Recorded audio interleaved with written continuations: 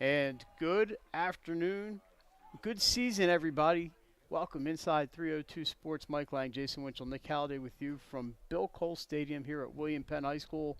And it's finally here, the beginning of the 2023 high school football season.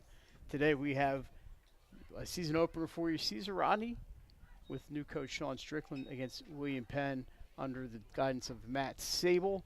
And these teams met last year. It was a Caesar Rodney win, and we are ready to go with a season full of high school football for you. We have another game tonight with Benny Mitchell down Laurel and Sussex Central, but we are ready to go. Jason Winchell, my broadcast partner and producer today.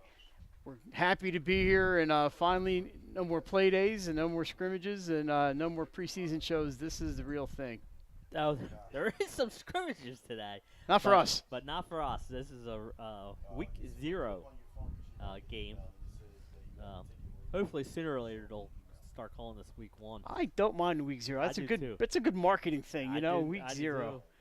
So anyway, Caesar Rodney in the white went 1-9 last year. Their lone win at home against William Penn. So the Colonials will have revenge on their minds. William Penn 2-8 last year. They beat Penwood out of Delco and also Hodgson.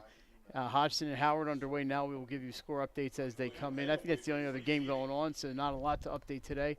We are ready to go with a season full of high school football. William About Penn. 6 games today. William Penn just won the toss and they're going to receive to start this game. So William Penn will have the ball first. We'll see their offense on the field. Penn out there in the cherry and the black.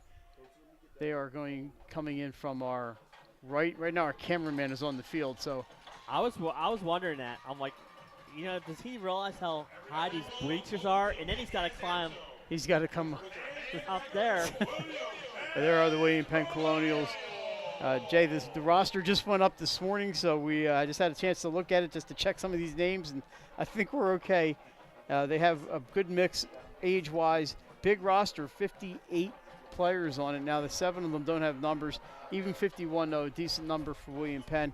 You look at Caesar Rodney, they have 3 guys without numbers, but a total of 53 that have numbers. So Nick's at the 20-10. He was running. Halliday coming up the bleachers as we speak. So we will see. Looks like quite a few seniors here on the Caesar Rodney side. And we're going to have football for you momentarily. We're going to kill the volume here. No copyright violations this early in the season.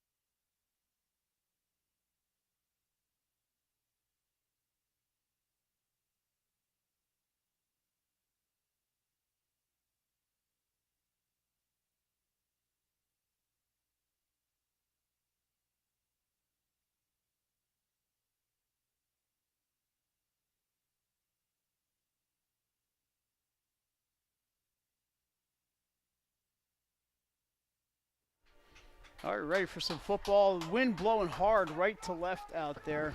So we'll see if that makes any kind of difference in the passing or kicking games today. It's about 75 degrees out. Not even a happy cloud in the sky, Jay. It's pretty clear out here in Newcastle. Anybody playing baseball, the ball will be flying out to right. And Jay, the hot dog stand is open.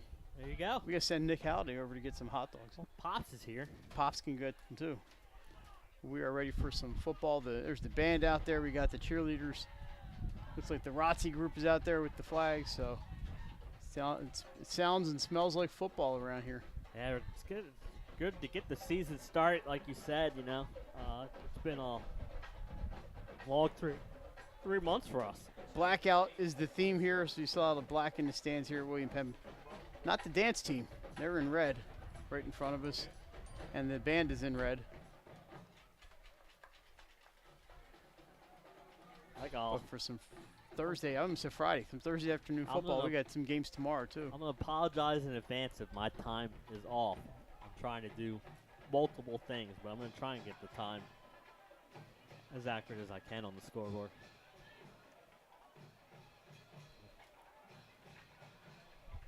We are just moments away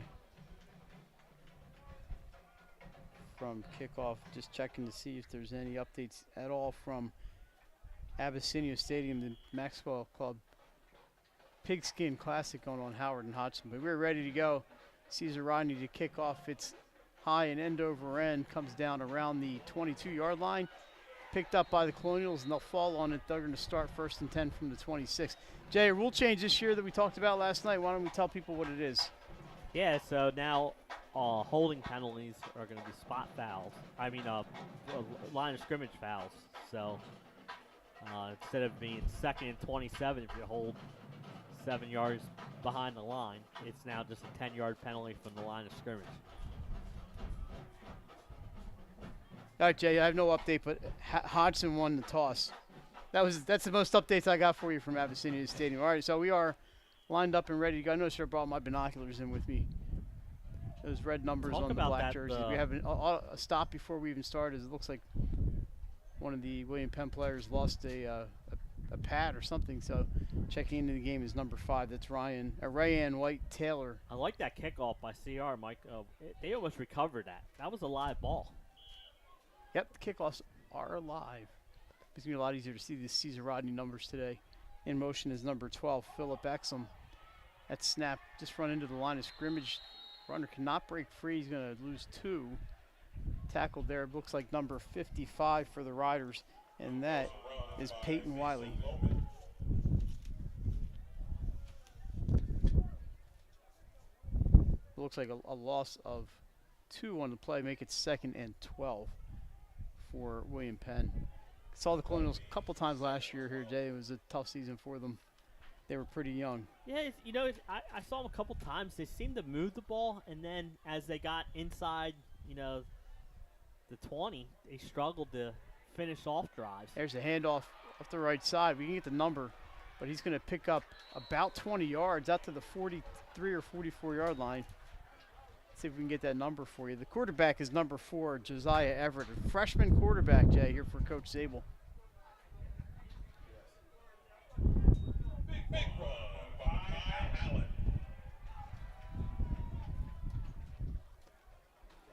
Mekhi Allen, number 10 on the run there, picked up about, let's say 19 yards on the play. So Mekhi Allen, the sophomore, he's a bruiser, picked up those yards there. We got 2 receivers split left, 2 right. And Allen in the backfield with 1 running back. It's a shotgun. He's looking down the middle. He's got an open receiver just outside the reach of his intended target. Looks like number 21, Mark Moore. Showed he had a good arm there, Mike. Threw that pretty good. Yeah, it was a good throw. Nice zip on that ball. Yeah. Yes, has the wind behind him, so that may have helped a little bit, but he looks like he's got a pretty good arm. Brings up 2nd and 10 from the 43-yard line. 10:37 to go, first quarter in the first game of the year here on Delaware Live Sports. First of many. We're going to be busy. Yeah, it's going to be a great football season for us here So we're alive. 2 receivers split left. Everett hands off the left tackle, and it's a little bit of space. Flag is down at the runner's down at the 46-yard line. We don't have to worry about the spot now on this flag. That's usually a holding spot there, Jay. We'll see what the call is. Yeah, I thought it was a hold. Holding on William Penn. It's going to be just a 10-yard penalty from the line of scrimmage, Well, so make it second and 20. I was going to say, how many yards did it pick up? Because, yeah, I think they're going to take the penalty, but that would have been about 3rd and 7 if they had declined it. So back to the 33-yard line they go. It's 2nd and 20 for the Colonials. Jay, we got the drums right in front of us. Drums, dance team, cheerleaders. That's what it's all about, right? Beautiful. I know it's still summer on the calendar, but it's a beautiful fall day here. Yeah, it's not exactly like super hot today. Apparently the heat's coming back next week.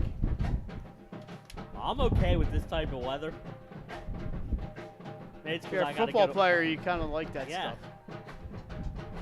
Receiver in motion, he swings it out. That is number 5, White Taylor. He's got some room on the left side, caught up to and tackled by number 47 for the Riders. Mason Boyles, the senior, makes the tackle there. It's going to be 3rd down and about 11 here for William Penn. Good job there by Boyles to make that stop. You know, I think there's another penalty. But another flag, and they're going to push him back, shove him back, way back, instead of taking the down there, Jay. I may have taken it down in that situation. So William Penn, a couple penalties here on the first drive, 9:45 to go, first quarter. Sometimes you see that in the beginning of the season, teams getting some things down. And they're marching him back. I thought that was William Penn's issues last year, too, on offenses. They'd pick up some big plays, but then they would also have some penalties. And when you get in 2nd and long like this, 3rd and long, it's tough to convert first downs. So make it a 2nd down and 20, I'm going to call it 23. Hand off to White Taylor. He's got some room up the middle. Splits the defenders. He's got a lot of real estate. Down the middle, he's over the end zone. Touchdown, Colonials. No flags down. Rayon White Taylor found an opening up the middle, and the junior made it count, Jay. 6-0 William Penn. Yeah, that was a big play. You know, like you said, Mike, it was 2nd and about 23. And that's one way to pick up the first down, is just run it to the house. And a big play. And there's our first touchdown of the season. Absolutely. Here comes on William Penn's first drive. 70-yard touchdown run for Rayon White Taylor, and a lot of cheering going on here on the home side of the bleachers for the Colonials as they go up 6-0, trying to convert here. Snap is down. The kick is good. And make it 7-0 William Penn, 9:29 to go.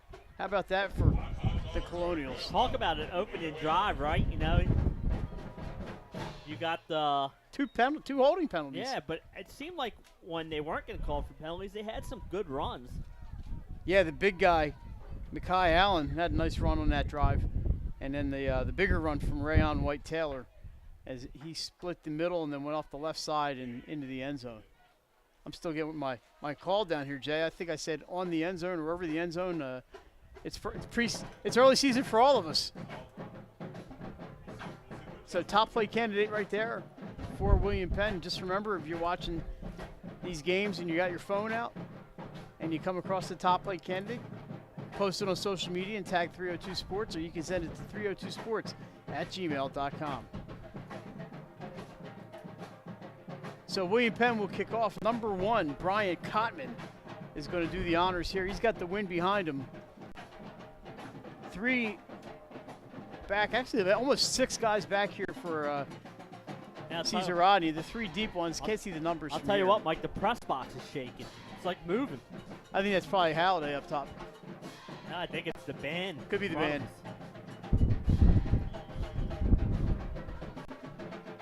So Cotman approaches.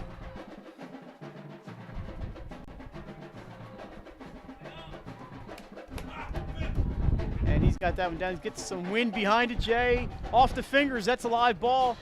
And into the end zone it goes. There'll be a touchback for Cesar Rodney. That kind of just split right through the guy's hands. Once it crosses the end zone, it's a dead ball on kickoff. Got a fortunate bounce that it went through. Yep. He was close to the end zone and went through his hands and over the end line. So they will start from the 20. It'll be 1st and 10. Cesar Rodney, 9:26 to go. First quarter here at Bill Cole Stadium. Last state championship for William Penn, 2014, on a pretty darn cold night at Delaware Stadium. I remember that night well. With Reggie Carroll was the big running back for William Penn. So snap to number 4, Julius Timmons, the junior. He's going to hand off the left side. He's got room. Number 7, Aiden Kane, gets out to the 35-yard line, a gain of 15, but a flag is down. I think we have another dirty laundry on the field. They have indicated it is against the Riders. So penalties early on here for both sides. Yeah, you know, and that, like you said, that happens early regular season game. That'll negate a 15-yard gain. It may have been the reason for the 15-yard gain. You never know. But that's going to be a 10-yard penalty there from the 20. So it'll be 1st and 20 from the 10. Well, let's see. That could be. That is half the distance. 20 to 10 is going to be half the distance. Yep. And that's the full amount of that penalty anyway. It's down there actually right around the. Yeah, it's right on. It should be right on the 10, right? It started at the 20. Now, why the ball's on the 12, I don't know.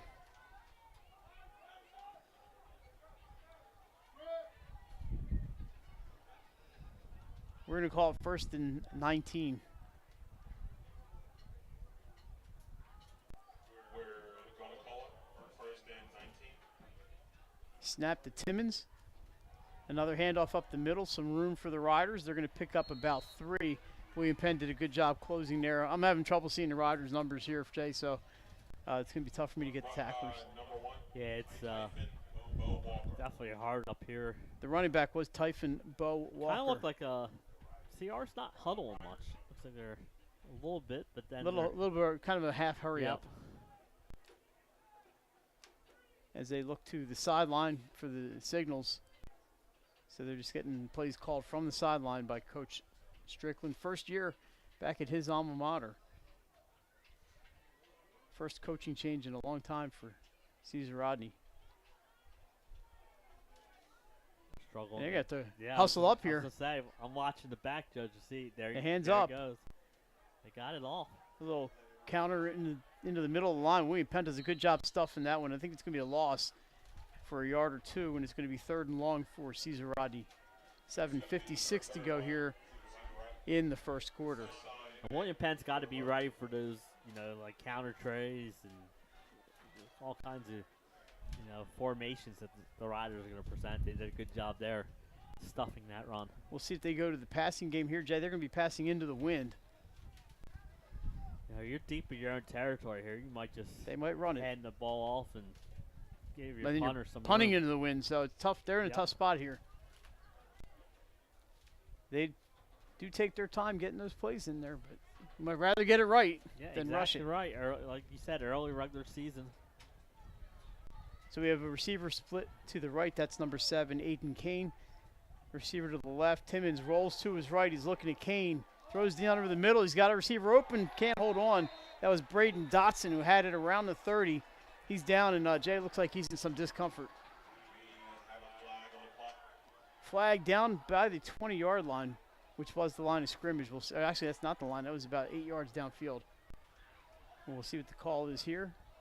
Might be an ineligible man downfield. Dotson's up. He's okay. Good to see. He's a senior. If it's on CR, I guarantee you they're going to decline. Here's the call. Ineligible downfield. That penalty. Too many men on the line, Jay. It's a procedure call. That is declined. It's 4th down for the Riders.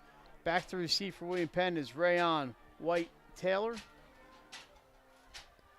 Like you said, William Penn's going to get. I think William Penn's going to get good field position here.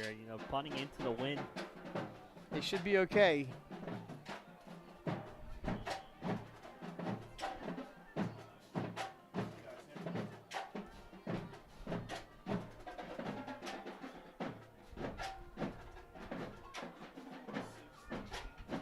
right, here's the snap, and the kick is up into the air, Jay, and it dies up there. It's going to be great field position, and it bounces back.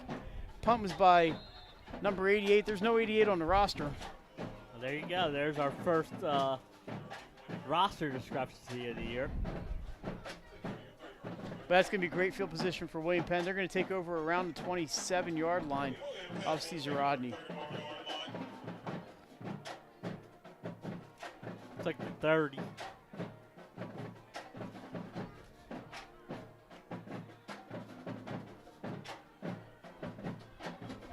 So good starting field position for the Colonials. Yep, they're going to take it up back to the 30 where it was down by the Riders. Jay, that punt got up in the air, and it looked like a lob wedge just died up there. It looked like one of your lob wedges. So about 3 feet from the pin. So the Colonials in business here.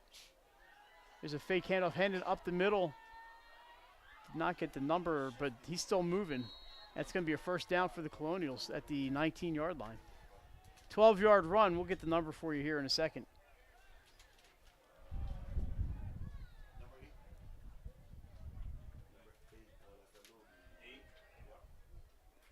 Looks like the running back was Mason Lohman, the sophomore. Mason. I'm sorry, Mason. I thought it was Mason. Mason Lohman. Got about, you said right around 10 yards. So they're actually on the 19 spot on 19, first and 10, 6:22 to go here first quarter. Everett in the shotgun. He's got it. Fakes the handoff, gives it up to on the counter, but Caesar Rodney's there. They're going to stop this one for about a gain of 2. There's dirty laundry on the field again, Mike. Another flag down. We have some. It's in that holding area. Looks like the running back was Mark Moore, number 21. But that's not going to count. It's going to be a flag down on the Colonials. We'll just have to. Well, shouldn't be a spot foul anymore. It should right be from the line of scrimmage, right? So yep. Should be first and 20. Holding on William Penn, their third of the day.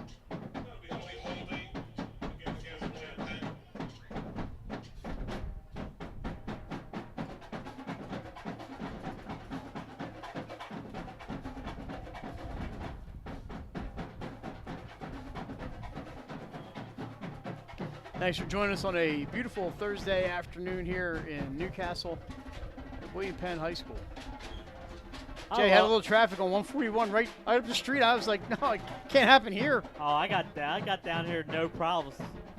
Up by the Wawa, there's a little traffic. I got great parking spot. Everett's got a receiver open. Can he hang on? No, incomplete. Out of bounds. It'll be third and second and 20 yeah, now. I was gonna say it should be second. I've been at this stadium before where the down marker was wrong last year. So second and 20, 5:39 to go, quarter number 1.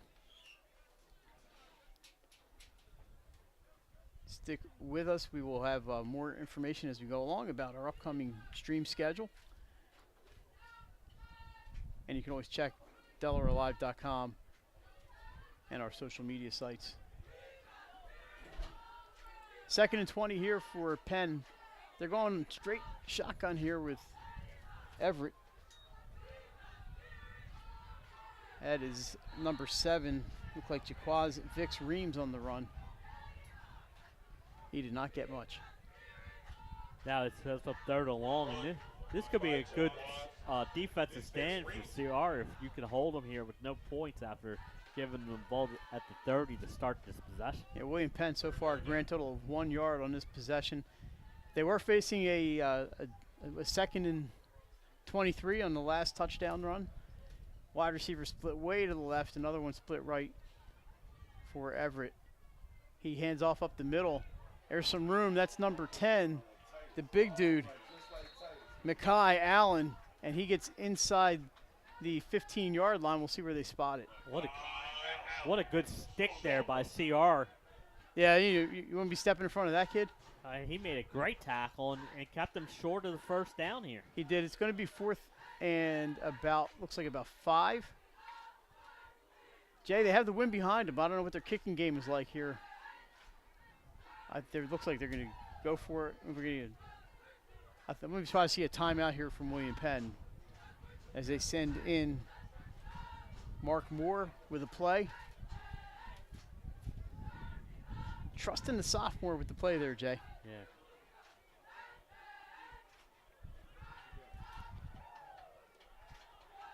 Mawaz Brooks spread to the right here on the left side. It's number 24, Isaiah Davis. A couple other receivers left. There's some movement on the line. William Penn says it's on Caesar Rodney. If it is, that'll be a first down. But we'll see if the officials agree.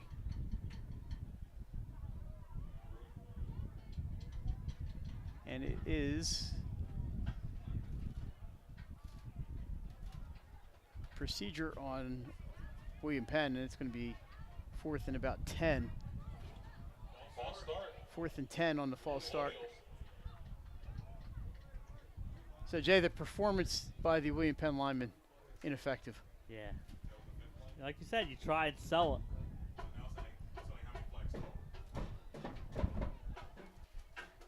So the first non-holding penalty for William Penn, I believe. Penn trying to get them going as they face a 4th and 10 from the 19. Everett in the backfield. He's got it.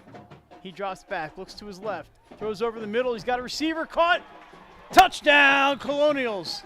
Looks like Mark Moore on the reception. Jay, great job by Moore to reach out and grab that one over the middle, and then he had a little bit of open space, and that's all he needed.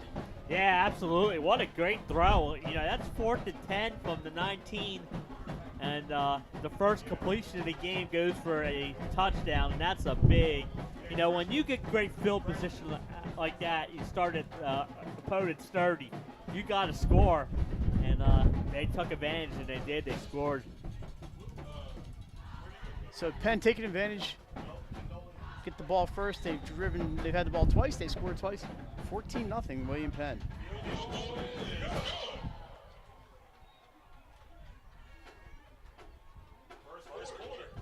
This is the kind of start William Penn obviously was looking for.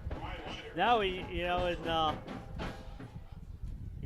they weren't able to pick up the on their first drive. You know, they were deep in their own territory and couldn't pick up the first down. And like you said, punted into the wind, and William Penn was able to get the ball at the 30-yard line. And then a big 4th down pass over the middle for the touchdown. And what a good start here for the Colonials. Remember, we said last year they played it to finish the season, and Caesar Rodney got their win. 2023 Coach of the Year. There he is, Mike Gary Lumpkin, the 2023 basketball coach of the year. Gary, Friend of ours. is a friend. Gary is a great guy. And I think expecting another strong year for the William Penn basketball team. Can you tell them that we got a $50 Chick-fil-A raffle? $50 Chick-fil-A raffle.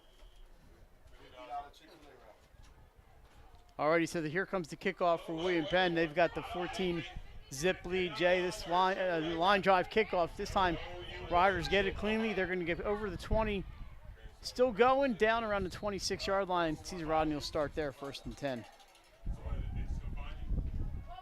Jay, from Abyssinia Stadium, it is Hodgson 9, Howard 6, 9:11 left in the second quarter, and was 9-0 Hodgson. A touchdown pass from R.J. Matthews to Drashawn Anderson for the score. So 9-6 Silver Eagles in an intra-class matchup here, Class 3A and Class 2A. The Votex getting together up there at Abyssinia. All right, 1st and 10 here for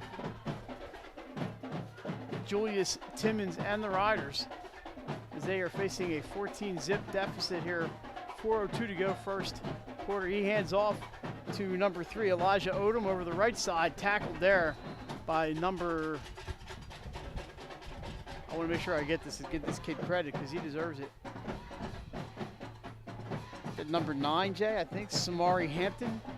It was Samari Hampton with a nice open field tackle. Make it 2nd and 8.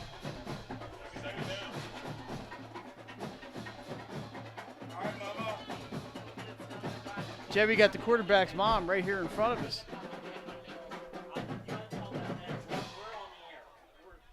They got the quarterback's mom right in front of us. Yeah. She's got some great seats. Right on the 50-yard line. Like everyone's coming to us for the snacks. Well, and we stuff. must be not like, important people. I'm like, you gotta go down there. I can't announce the. I do have some Nutter Butters, but they're not for sale. All right, there's this pass over to the left side, tackled immediately, but a pickup of about 3 for the Riders. Number 5, Kassan Bey with the catch. But he's hit immediately, Jay. Make it 3rd and 5. Healthy. Go get some lemonade, Mike. Well, you know, do you want to take over for a while? No. Make it 3rd and about. Well, we're going to call it a long 4 here. 2:40 to go and counting here in the first. This is a big play for Caesar Rodney early in this game. You know, you don't want to go 3 and out, trailing 14-0. See if they can pick up the first down here. They got themselves to the manageable down and distance, and I think. And there's a timeout for the Riders. Why don't we take Let's take a Mike? 30-second break here for us. You're watching high school football on Delaware Live Sports.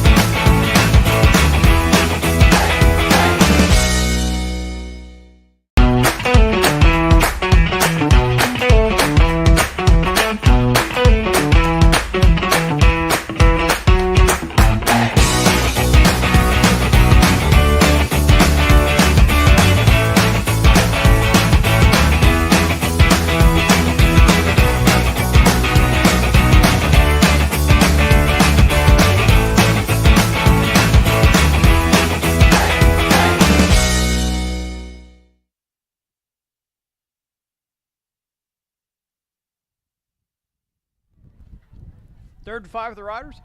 We're back. Fakes the handoff. Timmons throws down the left side. Almost intercepted. Just out of the reach of William Penn. Defensive back. Is that number? That looks like number 12. Philip Exum nearly had that one. It is Exum. Jay, he just needed another inch or so. Yeah. But they do force the 4th and 5. It was a double coverage there he threw into. Would have been a tough one. But they took the chance. So now they got to punt into this wind again. Here toward the end of the first quarter.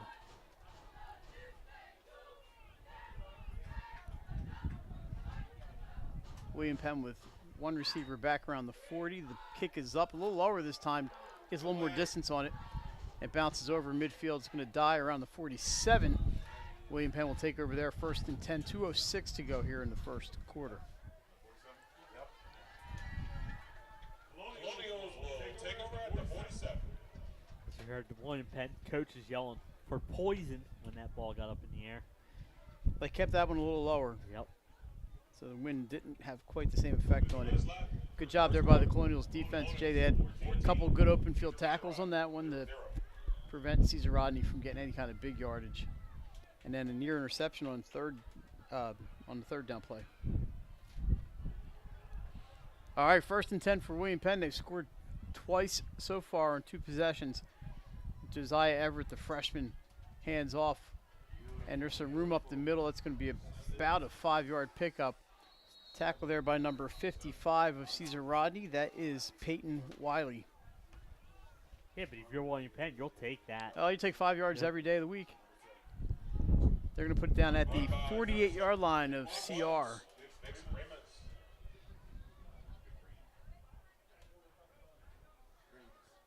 Yeah, there's a defensive lineman out there wearing number 0. There you go. Don't see that every day.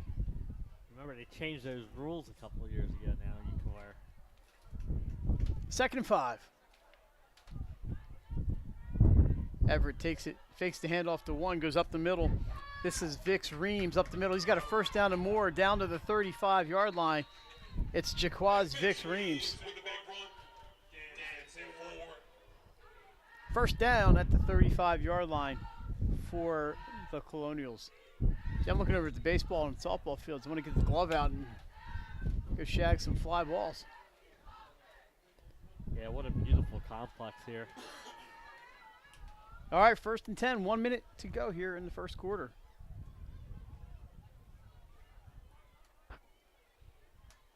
So Penn going strictly with the shotgun here today, and it's worked out so far. And there's a flag immediately as the snap, and maybe somebody lined up offside. Is Legal procedure. procedure call on William Penn, so it'd be 1st and 15 from the 40. They have moved the ball when they've needed to. False start. Colonials. A good start here today for William Penn in front Yeah. of the crowd has grown pretty much doubled since we've been since we went on the air. Yeah, and, when I got here, Mike, I was like, oh, I got a great parking spot, and even that's filled up out there. Yeah, I think I'm out there somewhere, up the middle. Big guy's got it. Mekhi Allen off the right tackle. He's got 19 yards. Now they're going to mark him down around the 24. So give him a 16-yard pickup for Mekhi Allen. They're having a little trouble. Once he picks up a head of steam, forget about it. Yeah, then he ran over somebody. That might be the last play of this opening quarter, Mike. Yeah, as we are rolling down the last 8 seconds here in quarter number 1, we're going to take a break, and we're back with second quarter action. From Bill Cole Stadium, you're watching C's Rodney William Penn on Delaware Live Sports.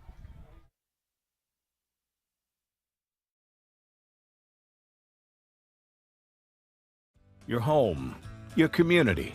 It's not just where you live, it's where you belong. At Dover Federal Credit Union, we understand what it means to be local. We started here, and we're not going anywhere. We're as local as it gets, and we like it that way. We're not just a financial institution, we are the local credit union that you can trust. Local people, local decisions. Dover Federal Credit Union. The things that matter most happen right in our own backyard. Our neighbors, our schools, the places we go, and the people we know. And now there's one news outlet where our story is told. Delaware Live. Locally owned community-based news. Free to every reader, because Delaware's future belongs to all of us. Quality journalism we can trust to help us take on the day. Delaware Live. Our state, our news, our home.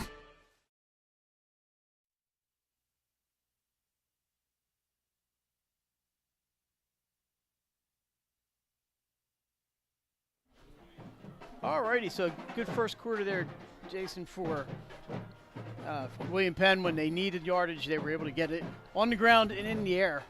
Good job by the freshman quarterback, Josiah Everett. And now that, I was going to say, they're going into the win now, but guess what? Yeah, the wind's not going to slow down Mekhi Allen, that's Correct. for sure. And they're now deep in CR's territory because they built up the drive. So. Alrighty, so it is first and 10 from the 24. Nothing there for William Penn. Good job by CR to stop that one. They got Allen that time, Jay, before he gets that head of steam. Yeah, they definitely did, and that's this is a big drive here. Defensive stand here for Caesar Rodney.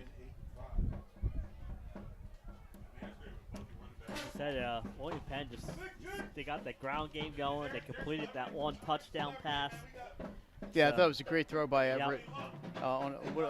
What a zip he had on that ball. And it was more of a line drive, too, so when he's going into the win here, if he throws that line drive, he'll be okay.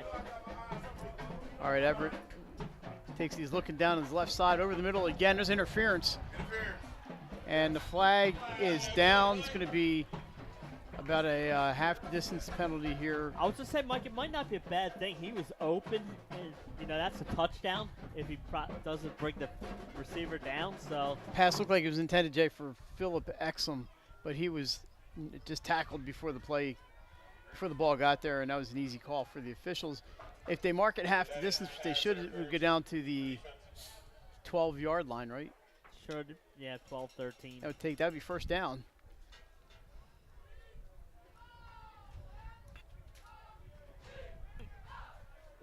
Of course, high school football interference is not and has not been a spot foul. That's just the NFL.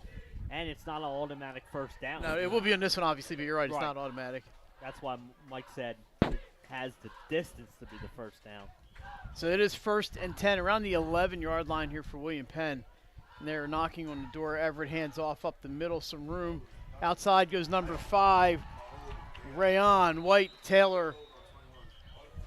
But hang on just a second. The hands are up for a touchdown. But we believe they have called a penalty on this one. White Taylor got some room. I can't see down that corner. Indicating a face mask on Caesar Rodney. So that would be a touchdown. That would be a touchdown. Matt Sable out there with the official.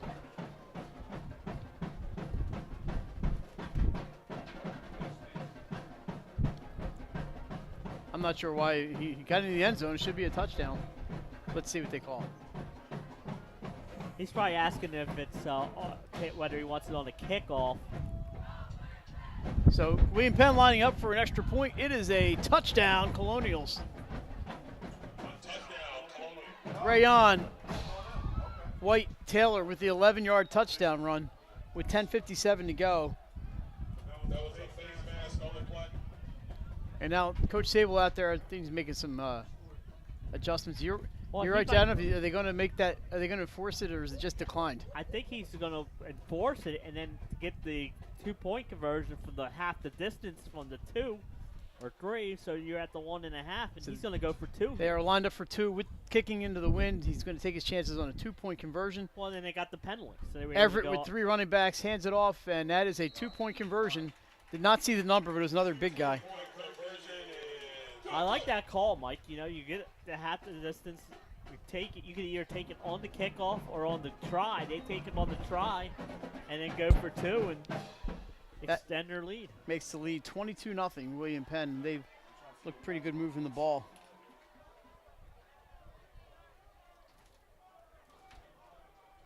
Yeah, they really have. You know, it's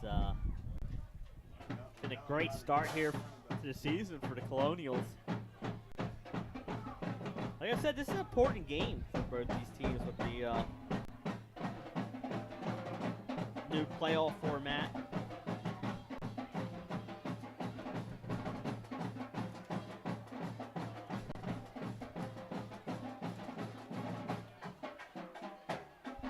So Riders, Jay, they're going to need to figure a few things out here. Yeah, definitely. And you know, maybe they can get their offense going now that they're going to have the wind at their back, but right now it's been a great performance for the Colonials. William Penn's going to have to kick off into the wind this time. We'll see how low they keep it. That's a pretty good kick. Line drive did get it down inside the down to about the 30-yard line. Caesar Rodney's going to take over around the 31.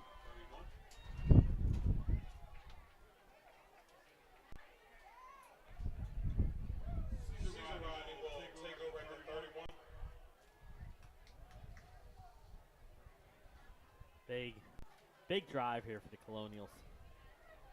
Defense again. If they can get a 3 and out and get some good field position again. And CR, they just need to pick up some first downs and have a good drive here. Yeah, I'm sure it's not the start that Coach Strickland envisioned. But Jay, looking at they do have some veterans. There's a lot of seniors on this roster, but you know he's new and put a new scheme in and everything else. William Penn just has come out when moving that ball. When they have penalties, they move the ball. When they haven't had penalties, they move the ball. Here's a handoff up the middle. That's going to go for a pretty good distance there, about 5 yards. Carried by number.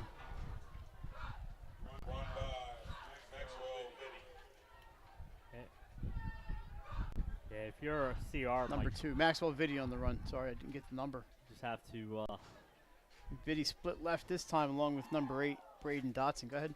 Pick up some yards on these runs. Get 4 or 5 yards. Pick up some first downs and keep the ball. Keep that Colonials offense off the field for a little bit. It's trips left for Caesar Rodney. Jay, not doing much of the huddle here. They just get to the line and look to the sideline for the play.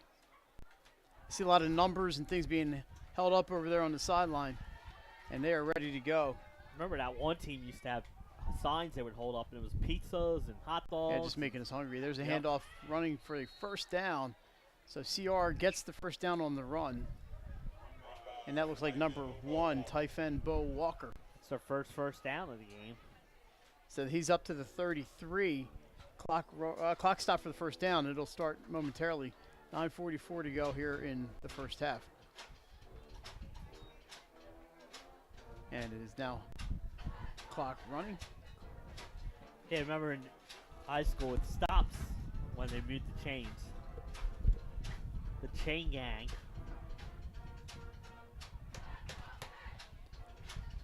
Two receivers on either side. Timmons back immediately to his right on the screen. Gets it to number 10, Khalil Kemp. Up the right side. Big hit up there by the Colonials. They're going to hold him to about a 3-yard gain. There's some hard hitting going on out here between both these teams. Well, by this time, you're tired of hitting your own guys. Exactly right. And thanks for joining us on a Thursday afternoon. On a nice day here at Bill Cole Stadium. Second, and we'll call it 6 here for the Riders. They're moving from our right to left. Handoff up the middle. That is Bo Walker. He's got some room over the right side. A first down inside Colonials territory to the 32. They're going to mark him at the 35-yard line. First and 10 at the 35 coming for the Colonials. I mean, for the Riders, Jay, and it looks like they've maybe figured a couple things out here offensively. Yeah, I just said that they needed a good drive, and they picked up some couple first downs in this drive, and you know, like you said, that's exactly what they needed.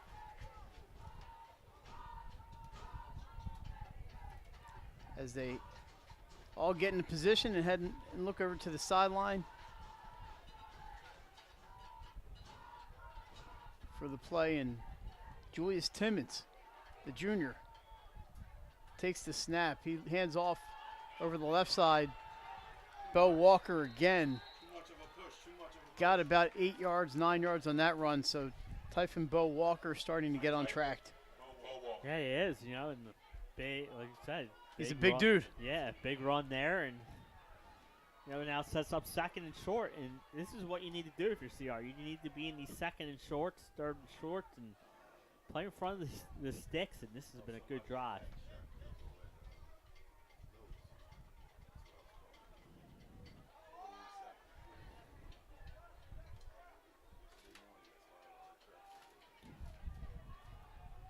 All right, Timmons fakes the handoff. This time he's going to keep it over the left side. He's going to be down to about the 22-yard line and a first down for Caesar Rodney on the keeper by Julius Timmons.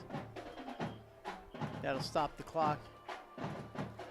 And we have a penalty call on Caesar Rodney. It looked like an illegal or false start. A procedure call. And so kind of a late call. I didn't see a flag. Maybe I just missed a flag. I think it was not enough men on the line of scrimmage. So that's going to negate the first down. It's going to make it second, and we're going to call it 6 here for Caesar Rodney. 7:09 to go until halftime. Thanks for joining us once again here on Delaware Live Sports.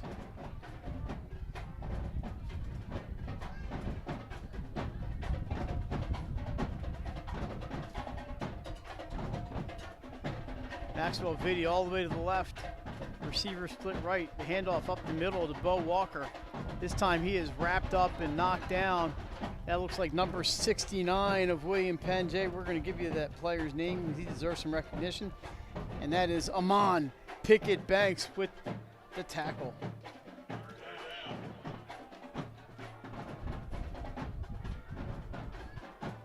Makes it third and about six and a half. So that's either a no gain or just a loss of about a half a yard. But yeah, you mentioned staying out of these second and long, third and longs, and now we got third and about 6.5. Yeah, and it started as a 2nd and 1 where they got the first down but had the penalty, and that, like you said. Bay and Vitti split left. On the right side, Aiden Kane and number 18, Carl Ingram. And timeout call, that second one there for Caesar Rodney. All right, Jay, we mentioned tonight Benny Mitchell will be at Sussex Central High School, where Laurel, the defending 1A champions, of course, they're not going to be able to defend it this year. They have moved up to 2A. They're taking on Class 3A Sussex Central in a battle down there in Benny's turf. And so if you're looking for something to do on a Thursday night, the Phillies are off today. You should be checking out Benny Mitchell's coverage of formerly Henlopen Conference football. And we know Benny's excited. Congratulations, Benny, by the way. Grandpa Benny, first grandson born yesterday. Yeah. Also, You know, congratulations. born with flip-flops. Did you know that? And shorts. And shorts, and probably Benny probably got him a 302 onesie already. Already back on the field, 3rd and 6, long 6. Timmons is back in the backfield with Bo Walker. They have 4 receivers, 2 to either side. He drops back, is looking to his left. Passes it to Kassan Bay. He goes down about 2 yards short of the first down. Called a yard short. It's going to be 4th down and 1 for the Riders at the 26-yard line of William Penn High School. Ladies and gentlemen, the raffle is almost sold out. Raffle's almost sold out, Jay. The Chick-fil-A raffle. You can buy 6 for $5, 1 for $1. Chick-fil-A. You always use more Chick-fil-A. We also have lemonade too. You know what really would have sold the tickets is they brought some Chick-fil-A into the booth. I think that would have helped out. And we'd be going silent for a few minutes, Jay, while we get Exactly that right. chicken sandwich. Alrighty, 4th and 1, big play here for Caesar Rodney. They need this one. Timmons under center this time. William Penn got a great push up front, but I don't think it's going to be enough. Timmons down to about the 25, and it's going to be close, Jay. You might be your favorite. Oh, it's first down. I thought we were going to get a measurement Nope. for Jason Winchell in Nope. week 1. No, no measurements. There's no measurements in high school football. There's also no spin moves. That's basketball, but none of those either. 1st and 10 from the 25-yard line. 4:48 and counting here remaining on the clock. I should say, there's no measurements early in the season. 22. This is a good time for the measurement, though, while it's not cold out. You don't Yeah. want to do measurements when it's rainy and cold.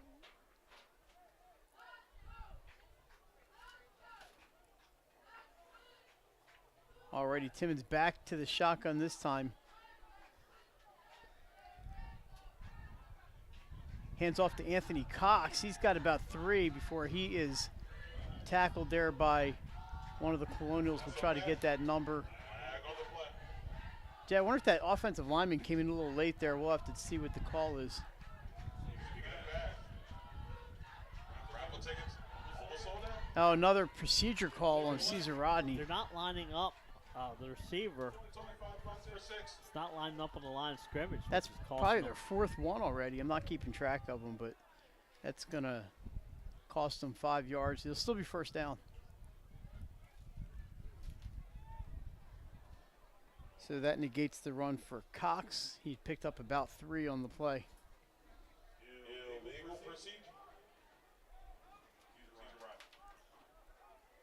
Riders will try it again, this time from the 29-yard line.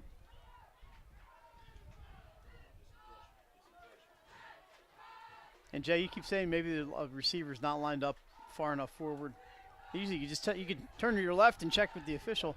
Down the right side, caught down around the 2-yard line. Great catch down there by number 7, Aiden Kane.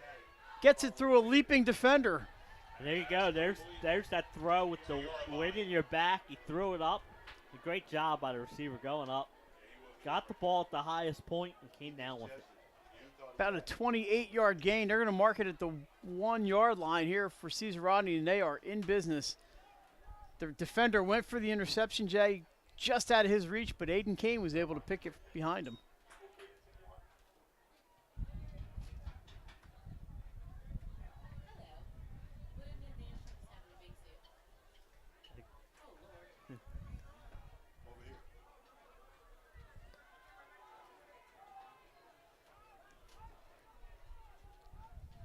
Alrighty, first and goal from, we're going to call it the 2, so make it a 27-yard pass. Handoff to Bo Walker. He reaches over. Ball's loose. The ball is down. William Penn says they have it. I think now they're going to say, was the ball down? Yeah, I think the official called it down.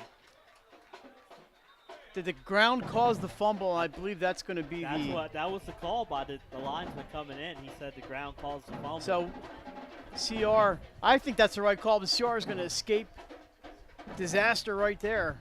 They're going to maintain possession right around the same spot. He's reaching to get the ball over the and it came down and hit the ground. And he hit the ground, and that's what caused it to come loose. Okay. So second and goal this time from about, well, we'll call it a long one, about 2. Kane all the way to his right, Video all the way to the left. But Jay, they got 3 running backs. Timmons keeps it. He's stuffed. And it's going to be third and goal. Julius Timmons not able to get in. Good push there by the William Penn line. You know what? Like this drive started with 10 minutes left in the second quarter. It's down to 2:18. They have used the entire second quarter just about to get down here. They need to score. I was going to say, if you're William Penn and you can hold them here. That should be third down, right? It should be third and goal, yep. Third and goal, and we have a timeout. And if that's CR, that is their final timeout of the half. I believe it is, and I think that's a good timeout. Well, you can't take them with you, right? So you need to get in, like you said here. They have to score. I mean, maybe you can run a counter here or something, or give that ball to the big guy, number 24, Anthony Cox, and let him do the work. They tried Timmons, but William Penn pushed him right up the middle and held on. Jay, the touchdown. Live right here, so because they think we're the press box. They keep on coming up and telling us. William Penn scored that touchdown with 10:57 to go in this quarter. And now there's 2:13. I'm not a math major. That's a lot of time. It is. That CR's had the ball. We mentioned the first quarter took a while. This one not quite as long. Well, it's, like I said, it was an important drive for CR. Yeah, the timeout's a good timeout there by Coach Strickland. But they need to finish. But when you're running the ball, clock's on a run. They need to finish here. If you're CR, this is a huge play for them. I mean, this is 2-down territory, obviously, but you want to get it in here. All right, Timmons under center. He's got 2 backs behind him. Bo Walker gets the ball. William Penn had him, and they keep him out in the end zone again. No touchdown. Can't really see the goal line. I thought he was down. I think William Penn's questioning that call, but it's a touchdown. Riders. He must have reached over, Mike, with the ball and it crossed the plane. They had him. Yep. They had him one time, could not get him the second time. And touchdown for Typhon Bo Walker.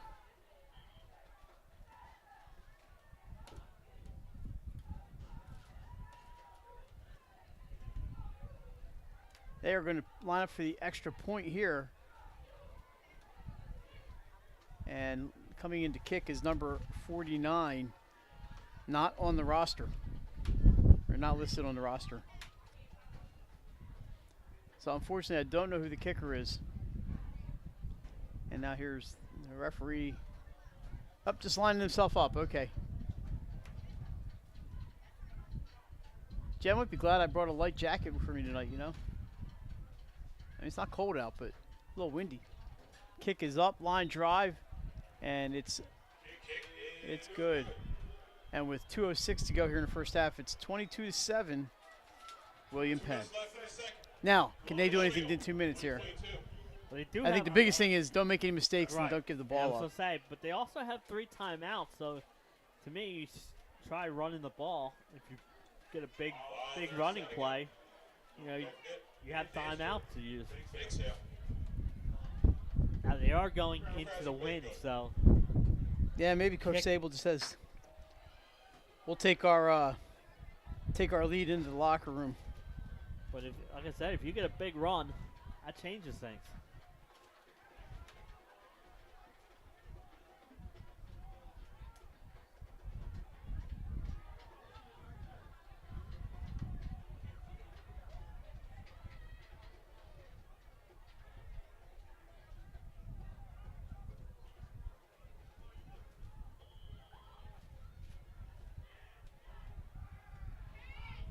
And here comes the kick with the wind behind him.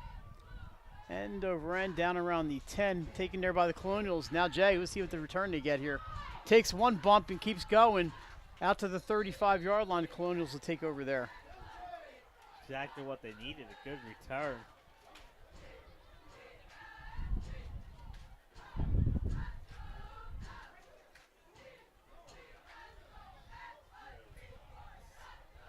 Here's that. Take over at the 34. Jay, we got to say hello to, I don't know if he's watching, but he's following along on Twitter, that former Salesianum lineman, University of Delaware lineman, current Texas high school football assistant coach Kyle Cathers, following along out there in Texas. Kyle, if you're back home at some point, come say hi, man. Haven't seen you in a while. All right, Colonials, here we go. Rolling right is Everett. Just throws that one where nobody can pick it off, that's for sure. And it's going to be 2nd and 10. I don't see any flags down. Okay. The important thing is they're throwing it where nobody else can get it except his own receiver. Yeah, now I might just run and see if you can pick up a chunk because you don't want a 3 incompletions. Yeah, they've had some nice runs today, so we'll see what. You don't want 3 incompletions. No. You give CR the ball. Back, Even if they have no timeouts, you don't want to give them the ball. This might be a It's good big play. plays. Good play to run the ball, and if you get a big gain. Got that Mackay Allen back there. Come on, guys. Everybody up. You shuffle. And is a look like a counter taken by number 12, Philip Exum. He picks up about 4 yards. Shuffle this way. Maybe 3 yards for Exum. Clock runs at 1:35. CR can't stop it. William Penn, probably Jab, I think, is choosing not to stop it here. No. But if CR holds them here, even with the run, CR will get a chance to return a punt. So 1:20 to go here in the half. Yeah, Penn not hurrying to the line, that's for sure. I mean, a good first half for William Penn. Putting 22 points on the board. Taking advantage of the wind when they had it and getting some nice big plays there from their running backs. Everett up the middle, gives it to Vix Reams. He picks up a couple. So they're going to have to punt the ball with probably about... And a late flag is down. Well, that might change things. And maybe some extracurriculars here. We'll see what the call is. Well, they would have had about 16 seconds left when they had to punt the ball. As the wind is picked up into the press box here. And it's not just the hot air that Jason and I are spewing. They call it a hold? Personal foul. A personal foul. Okay, so it Late was hit. a late hit on the offense, which you don't see too often. That's going to cost them 15 yards, and Jay, they might just kneel down here. Well, if that's a dead ball foul. That's 4th down. If after the play, I believe the down counts. Excellent. Cupid shuffle. Yep, 4th down. So they're probably gonna have to punt. So it is 4th and long. 52 seconds to go. CR's gonna get Opportunity here for CR. We'll good see if field they position. what they can do. They do have Everett still in there, the quarterback. Now he might be their punter. They've not punted yet, so we don't know. But the quarterback, the freshman, Yeah. Josiah Everett's still in there, and I hear a lot of whistles. That's the band. No, timeout. I thought it was the band. I thought it was the band. Timeout for the Colonials. They kept Everett out there, and that would have been a curious decision. Timeout.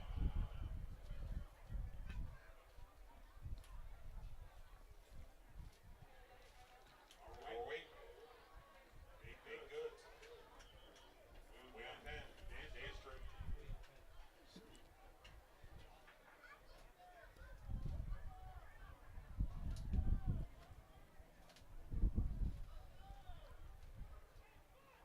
Do you think the Lumpkin play football here? I wonder if Gary was a He built like a fly. No, he was in high school. He was bad. He wasn't as he wasn't built like a football player, but he was a heck of an athlete. He was.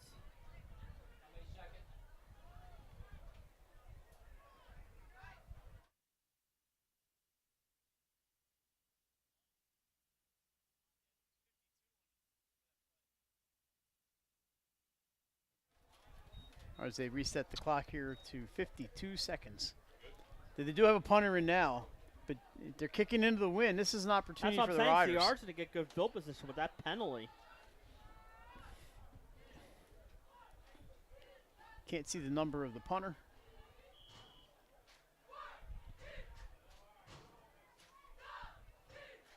Good snap, and that's a decent kick into the wind. Oh! That's going to be a penalty. That's going to be interference right there on the ball, on the receiver. I don't know what he was thinking, Jay. That's going to be a penalty on Anthony Cox as he just ran right into Vitti. That's a 15-yard interference penalty, so CR is going to take over in about the 35-yard line of William Penn. I'm not sure what what was going through the young man's mind. And the ball wasn't. The ball was not near him. It was. I don't even think it got to the 50. He was trying to move out of the Vitti way. is down on the field. He maybe got the wind knocked out of him. I hope he's okay. Maxwell Vitti, the Don't sophomore. go anywhere, Mike. 43 seconds. They're going to have great field position here. Yeah, that's unfortunate. You just don't want to see that kind of thing. But he got clocked, Jay. Obviously not looking to be hit. He was nowhere near the ball. No, he's trying to get out. Like you say, he's trying to get out of the way because the ball's coming nowhere near him. The last thing he wants the ball to bounce and hit you. Ball was 8 yards to his right and about 5 yards in front of him. So we're waiting for the call here from the official. But what a big hit. And I think it's 15 yards from where that ball came down, which is the 42, Mike. So they're going to. Maxwell Vitti up, walking off under his own power. That looks good. They're going to have it like at the 27, 28 yard They are line. down inside the 30 to the 27. Huge opportunity here for the Riders at 43 seconds. No timeouts, but they do have the wind behind them. So What a change did of they even events did here. they make the call yet? Yeah, it was. Did he actually do the signals? Yep. And I then don't know if that goes down as just an interference. yeah, and it's because the ball didn't get to the 50, even though he got hit at the 50. It was the ball moved it from the line of scrimmage, which was the 42. So Great opportunity here for the Riders. William Penn hurt themselves with a penalty there, that's for sure. Two big penalties, that's correct. Trips, now 4 receivers to the left. Timmons all by his lonesome in the backfield. Now they move a receiver up, Jay. They've had a couple procedure calls because of that. And there goes Timmons. One. There's another flag down. He's It's rolling to his exactly left. what He's you going to hang called, on to the Mike. ball. Exactly what he called. He was escapes and goes out of bounds. And good move. Another flag down on the sideline. Not sure what that was. The William Penn player made it a point not to hit him. William Penn's number 1, Bryant Cotman, made sure not to hit Timmons on his way by. So we'll see what that flag is down on that side. These could be offsetting. We'll see what the calls are. Well, it's definitely a legal procedure. They were not Look lined to the up. William Penn coaches. Obviously, there was a procedure on CR. Then it could have been a holding down there. Could be. But you would decline the procedure and take the hold. All right, first call, procedure. About their 5th today. And then offsetting penalties, they call something on William Penn. I'm not sure what that call is. Penalties are offset. So it's going to be a replay of the down. They did lose some time off the clock, 33 seconds to go. That did cost them 10 seconds. But, that's one thing the CR coaches are going to straighten out at halftime is getting those receivers in the right spots up there. And all you got to do is turn to the official and say, I'm I'm on the line of scrimmage. They'll tell you. 4 receivers to the left. You and I know that from our time down there on the Spent a lot of time on the sidelines, and the officials will tell you. Timmons back, under pressure. Oh, almost intercepted. Jay, he may have been looking. He may have been looking at the real estate in front of him there. Yeah, that was because he had nothing but green spaces in front of him. That ball is dropped. It's going to be 2nd and 10. I'm sorry. if he catches that ball, I think it's a pick six. Oh, There's I think just- so. There's just nothing between him and the ball. I think but- maybe he started running already.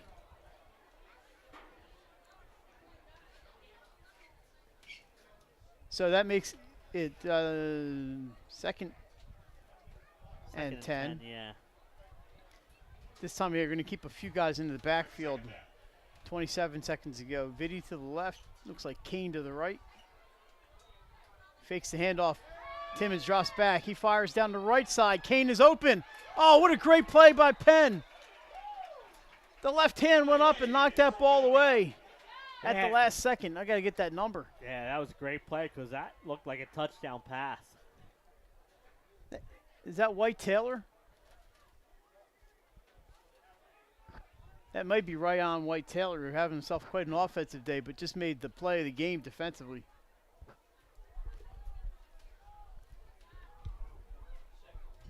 Leads to a 3rd and 10 here for the Riders. 20 seconds to go until halftime. Seconds left. Third down. Nice crowd here on hand. William Penn. Number two on that. So that was Ibn Hendricks with the play on that, not White Taylor. Pass outside, number 5, Bay. He's tackled around the 20. Seahawks going to have to hurry up. They get no timeouts here. And it's 4th down. It's so you 4th can't- down. Yeah, they can't spike. it. They're at the 26. 5. Can they get lined up in time? 3, 2. They snap. They downed it, and that's going to be a turnover on downs. Yeah, I think they just lost track. They of lost track of the downs. That's going to be 1st down, William Penn. So obviously they're going to kneel on the ball, and that'll take us into halftime with the score. William Penn 22. Hold on. Caesar Rodney set. Well, I think so. They never put the 1st down, William Penn. Yeah, they never put the down marker. Never moved the down marker up. Referee did signal Yep. that it's William Penn ball. Yeah, And, they Jay, spiked it on 4th what down. do we see here in the first half? If you're William Penn, your first 3 drives were good. A lot of penalties for both teams, so that's something that they're going to have to clean up. Yeah, Caesar Rodney looked a lot better in the second quarter. I thought they were able to put that long drive together, and they started moving. They moved the ball a little bit on this drive with only a few seconds and no timeouts, so that's good practice for them. And we've reached halftime. Now it's still 2 seconds left. Please make sure to go to our stand. Lemonade, hot dogs, water, Gatorade. So, I mean, a kneel down probably, I would think. I think so. Canned fruit. Baked goods. Anything you can think of. Please go. Please stand.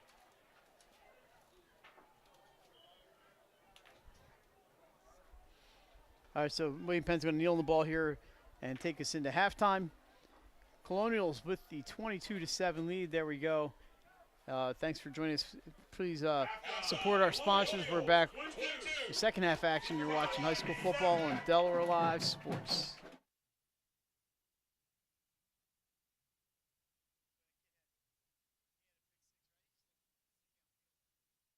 The things that matter most happen right in our own backyard. Our neighbors, our schools, the places we go, and the people we know. And now there's one news outlet where our story is told. Delaware Live. Locally owned community-based news. Free to every reader, because Delaware's future belongs to all of us. Quality journalism we can trust to help us take on the day. Delaware Live. Our state, our news, our home. The things that matter most happen right in our own backyard. Our neighbors, our schools, the places we go, and the people we know. And now there's one news outlet where our story is told. Delaware Live. Locally owned community-based news. Free to every reader, because Delaware's future belongs to all of us. Quality journalism we can trust to help us take on the day. Welcome to Premier Physical Therapy and Sports Performance. We're a locally owned outpatient physical therapy practice with convenient locations in all 3 counties in Delaware. At Premier, we have experienced physical therapists with advanced credentials, but their hospitality, passion, and enthusiasm is what makes the difference for you. Find our convenient locations at premierptsp.com. You may have tried physical therapy, But have you tried Premier? Hi, I'm Scott Kammerer from Solo Concepts. Today we're at Lupo Italian Kitchen in downtown Rehoboth Beach. Come check us out. Located inside the Hotel Rehoboth, Lupo serves coastal Italian cuisine with fresh pasta made in-house daily. Lupo features plenty of unique craft cocktails and an extensive award-winning all-Italian wine list. Popular dishes include lobster bucatini, veal meatballs, grilled swordfish, and eggplant parmesan. Lupo Italian Kitchen on Rehoboth Avenue, serving happy hour daily and dinner 7 days a week. See you soon.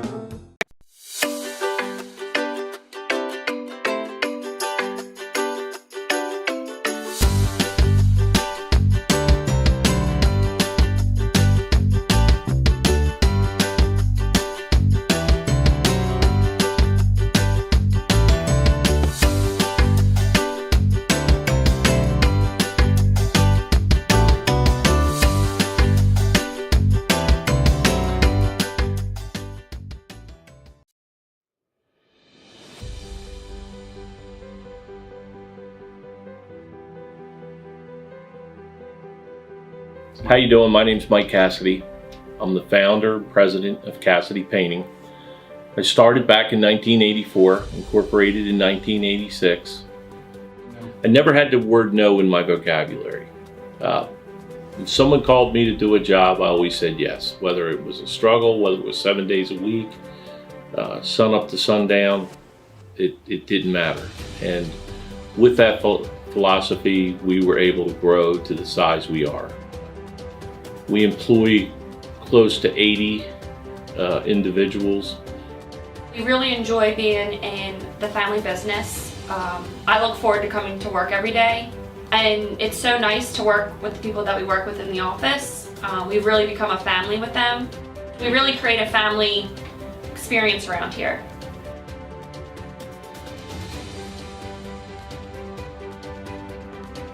And Cassidy Painting is a very diversified company. We don't say no to anything. We deal with everything from epoxy floors to painting buildings to spray foam insulation, spray fireproofing. If it deals with a coating, we can handle it. So when our customers call and they're under the gun and they know the need to get a job done, they know who to call because we perform. We've always been performed. We've never been replaced out of 37 years of business. For any of your painting needs, we can handle it.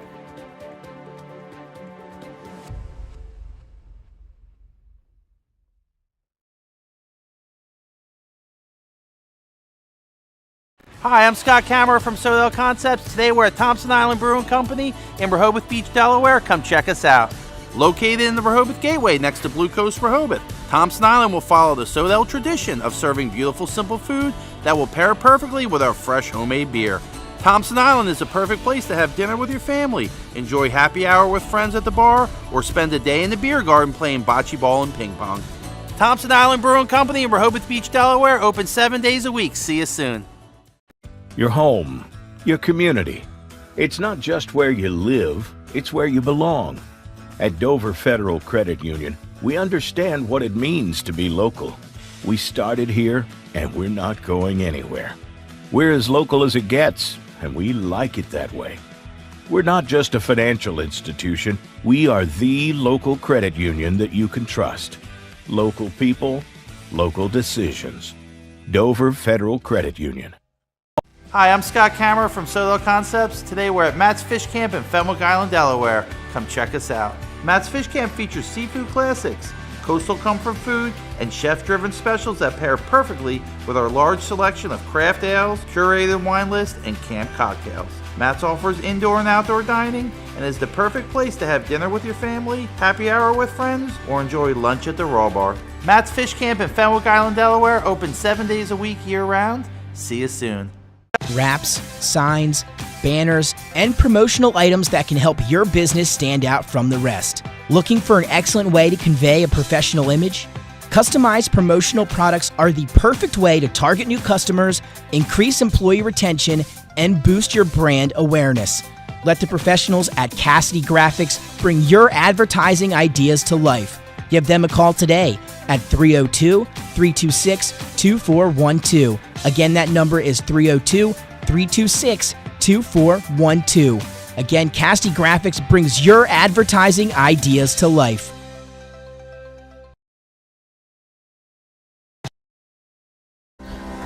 First State Orthopedic statewide has 29 physicians at 16 locations. Our physicians and staff provide both non-surgical as well as surgical treatment for almost all orthopedic conditions and injuries.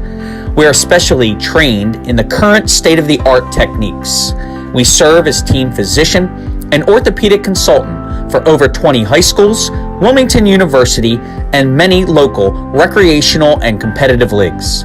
Our doctors are readily available to the local emergency departments as well as medical aid units and urgent care centers for consultation and treatment. Call for an appointment today or visit us at firststateortho.com.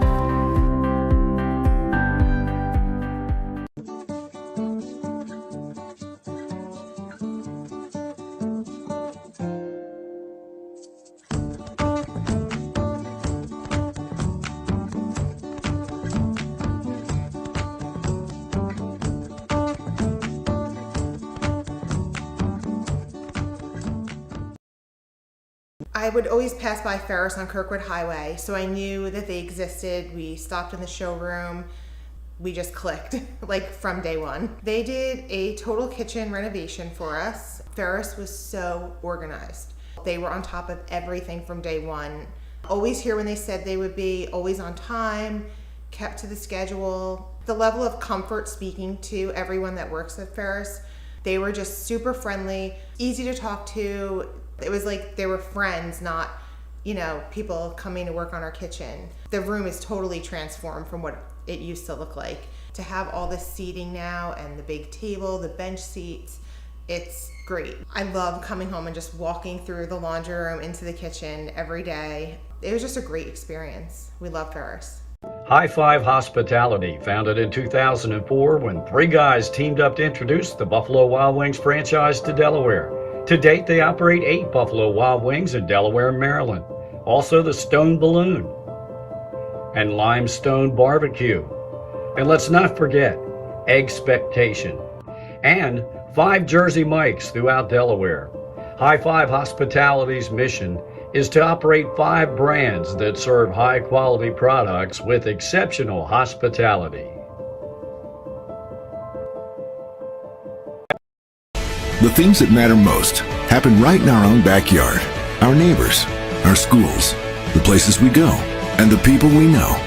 And now there's one news outlet where our story is told. Delaware Live. Locally owned community-based news. Free to every reader, because Delaware's future belongs to all of us. Quality journalism we can trust to help us take on the day. Delaware Live. Our state, our news, our home.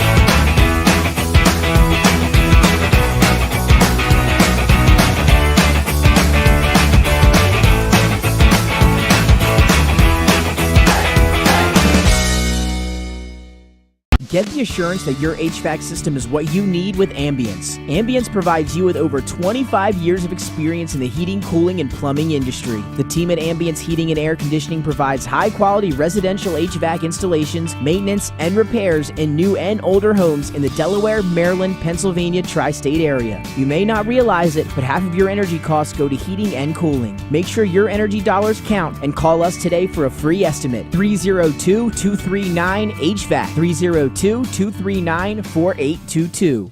Hi, I'm Scott Kammerer from Solo Concepts. Today we're at Fish On in the Villages of 5 Points. Come check us out. Fish On is committed to serving beautiful, simple coastal cuisine in a cool atmosphere with a happening bar, spacious dining room, and outside patio. Popular dishes include the seafood stew and fresh oysters from the raw bar. Fish On's recently renovated event room and is the perfect spot for your next event. Fish On in Lewis in the Villages of 5 Points, open 7 days a week, best happy hour around. See you soon. Welcome to Premier Physical Therapy and Sports Performance. We're a locally owned outpatient physical therapy practice with convenient locations in all 3 counties in Delaware. At Premier, we have experienced physical therapists with advanced credentials, but their hospitality, passion, and enthusiasm is what makes the difference for you. Find our convenient locations at premierptsp.com. You may have tried physical therapy. But have you tried Premier? Hi, I'm Scott Kammerer from Solo Concepts. Today we're at Lupo Italian Kitchen in downtown Rehoboth Beach. Come check us out. Located inside the Hotel Rehoboth, Lupo serves coastal Italian cuisine with fresh pasta made in-house daily. Lupo features plenty of unique craft cocktails and an extensive award-winning all-Italian wine list. Popular dishes include lobster bucatini, veal meatballs, grilled swordfish, and eggplant parmesan. Lupo Italian Kitchen on Rehoboth Avenue, serving happy hour daily and dinner 7 days a week. See you soon.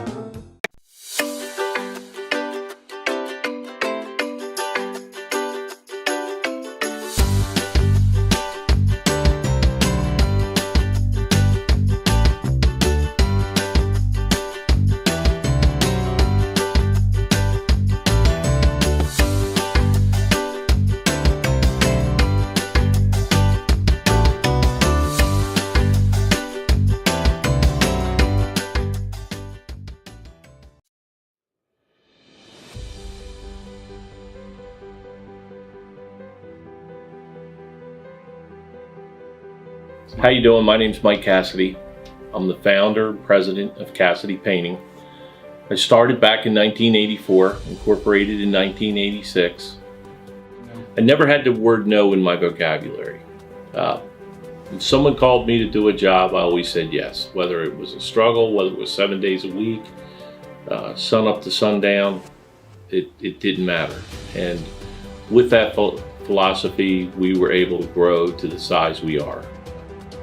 We employ close to 80 individuals.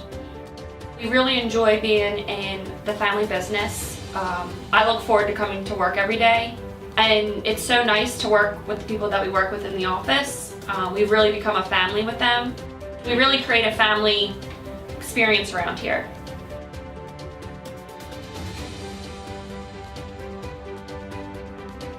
And Cassidy Painting is a very diversified company. We don't say no to anything.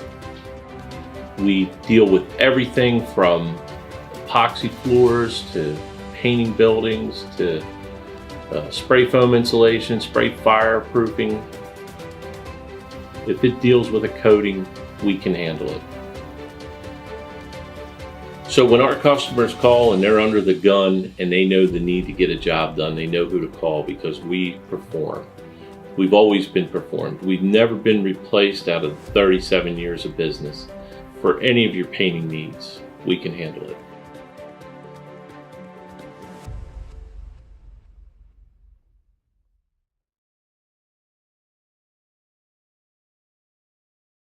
Hi, I'm Scott Kammerer from Solo Concepts. Today we're at Thompson Island Brewing Company in Rehoboth Beach, Delaware. Come check us out.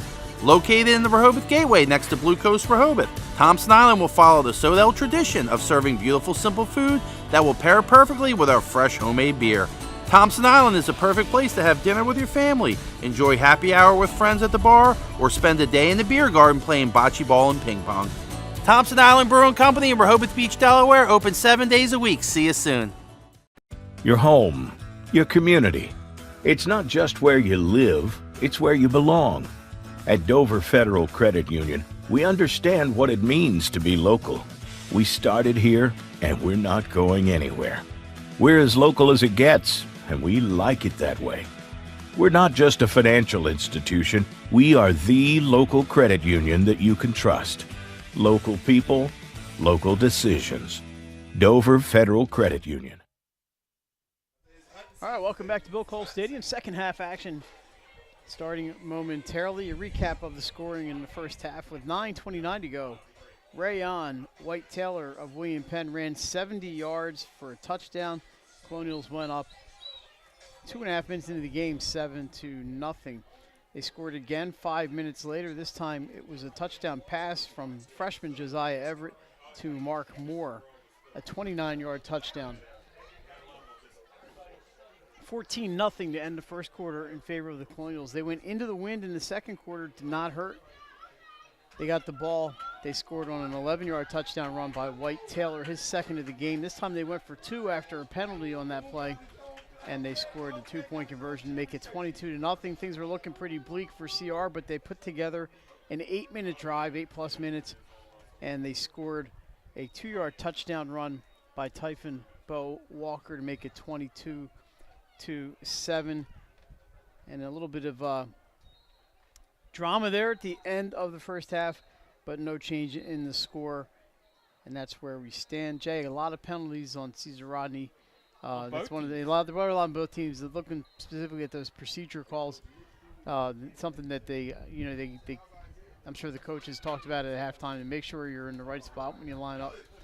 You don't want to hurt yourself. You have enough to worry about here playing William Penn. So, but Caesar Rodney looked better in the second quarter. They'll get the ball to start the second half, and we'll see if the Riders can cut into the lead. Here come the Caesar Rodney coaches on their way up to the bleachers here. Be interesting to see too where they're going, if they're going into the wind or get, with the wind in their back. But the wind has been pretty consistent, blowing from our right to left. You noticed on the first punt, especially where that one just kind of died, and the kicks after that both teams tried to keep a little lower. Yeah, that last punt right before half, William Penn's only punt of the first half, that got caught up in the wind, and then caused the penalty, and CR had the ball at 35, but just with no timeouts left, they weren't able to convert. Pretty impressive start for the Colonials. Rayon White-Taylor has 2 touchdowns. I was really impressed with number 10, Mekhi Allen. Reminded me of Earl Campbell or Bo Jackson just running over people. And once he gets that head of steam, look out. And then and we mentioned Everett. What a nice arm on that young man.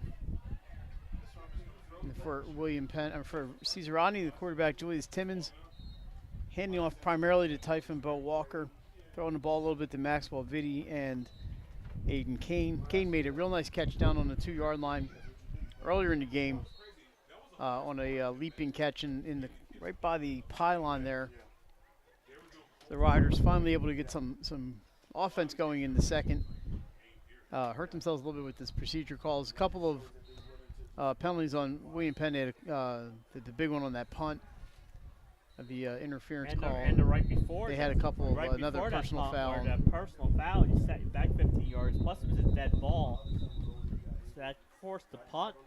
Like you said, gave CR the ball with about 43 seconds left. Whereas they don't have that penalty, they can run it down to 10 seconds before they even punted the ball. Yeah, Penn hurt themselves with some bigger penalties. Most of the CRs were the 5-yard variety, and we did notice, obviously with the holding penalties, no longer a spot foul, so.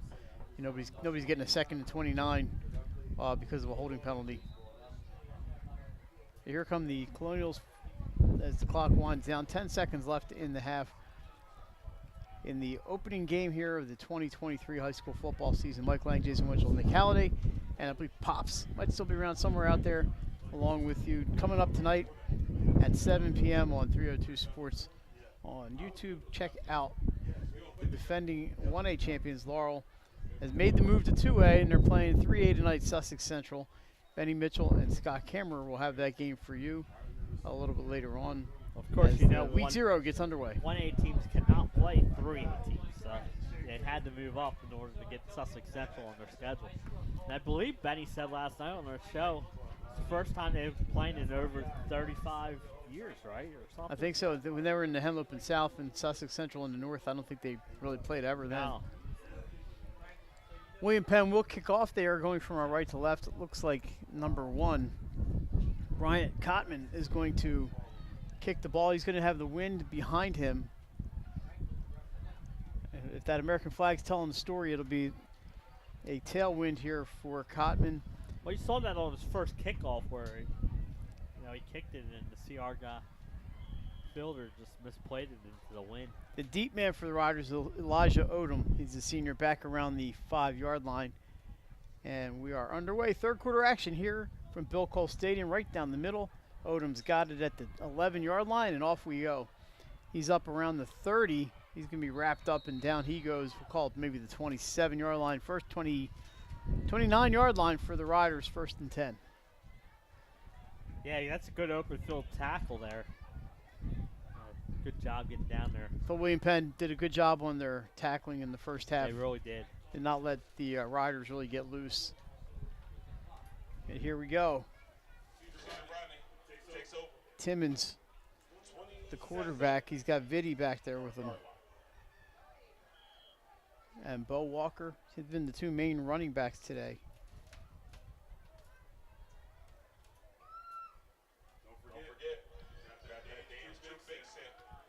Aiden Kane out to the right side, Vitti to the left.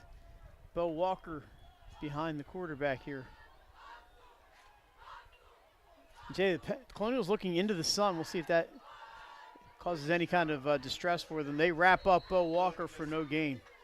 He's going to lose about 2 to 3 yards on that play. Good job there. Another open field tackle for the Colonials. And that's what you got to do against the CR misdirection offense that they've like to run.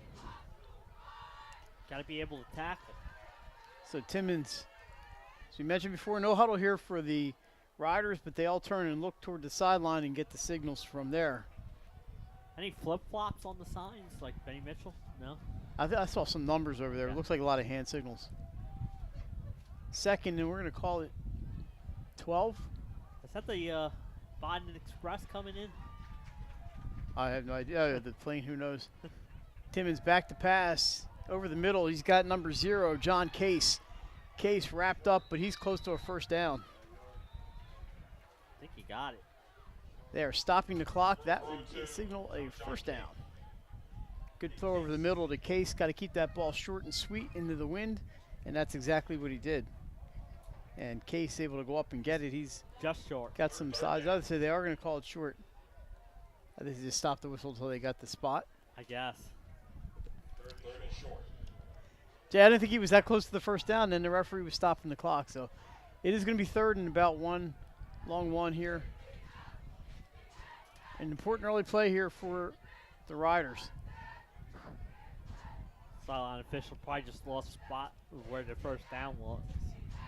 This time, Timmons up under center. He's done that before, and he's kept the ball, and that's exactly what he does here. This time, they were able to get through the William Penn line. It's going to be a first down for the Riders. So, Jay, when he lines up under center, he's running the ball. They're going to be at the 42-yard line of Cesar Rodney here. 9:57 to go, third quarter. Jay, I heard the lemonade here is pretty good. Go grab some lemonade. Lemonade. Lemonade, it's the I love the magic elixir. Everybody loves lemonade. Lemonade. Yeah, everybody loves lemonade. And the lemonade is still a popular drink. First and 10. We're calling the 43-yard line. Timmons fakes the handoff, rolls to his left. That's a tough throw, but he's got a receiver open. He's caught it. Vitti's open. He's going to go in for the touchdown. A 57-yard touchdown pass. Julius Timmons to Maxwell Vitti, and the Riders right back in this one. Into the wind. Rolled to his left and threw across his body. The Colonials again going for the pick, and they missed it, and it cost them. Can I nominate that for a top play That's candidate? nominated. That's a top play candidate right there. I think it is.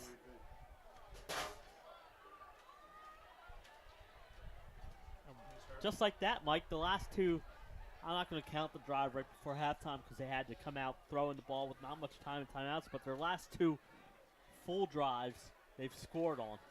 And Colonial down on the field as they lift him up. And I was going to say, Jay, if you're going to go for those interceptions, you better hope you got some backups there. Yeah. You know, when he's throwing into the wind like that as a defender, you're going to go try and pick it.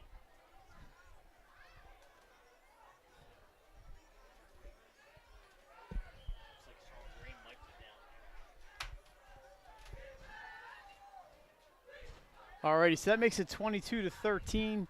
Riders look like they're going to go for the extra point here.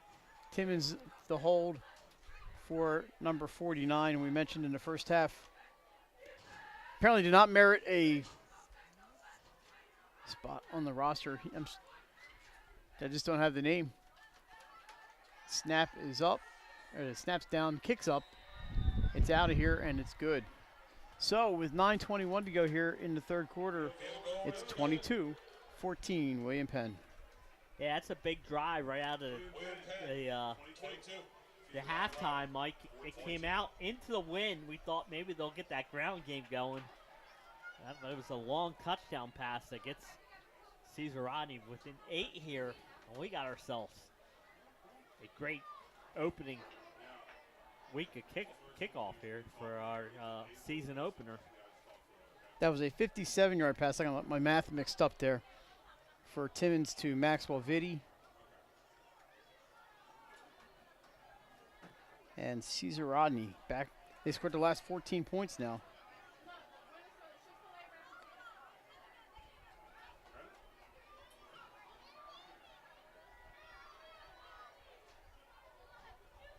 So the Colonials, this is how they did their damage in the first half. Most of it going with the wind. We'll see how it goes here. Yeah. Got loud up here, huh? Yeah.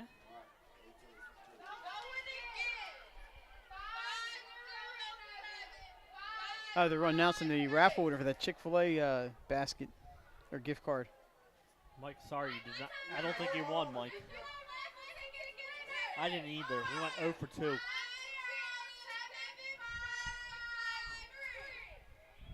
That's a good kick into the wind. Certainly is. Colonials trying to get some room. They've got it down the right side. He's got blockers. Only one man there. Number 88. Oh, he's cleaned his clock. Down the right side. Touchdown, Colonials. Wow. Wow, wow. About an 80-yard touchdown return for William Penn. And 9:05 to go, and they get that back in no time. Wow, we've had some big plays. Like you said, he had some blockers, and they, wow. Who was that? Who did that return? They Was sent that for him. What number was that return? Jay, I couldn't see the number. I don't think they could either. I mean, Number 5, Rayon White, Taylor's 3rd touchdown today as he gets the hat trick.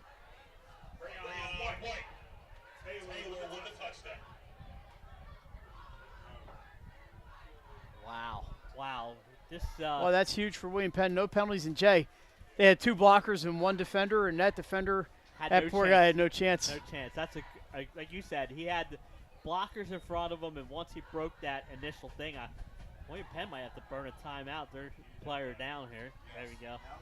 So they're going to be going for the kick here with the wind behind them.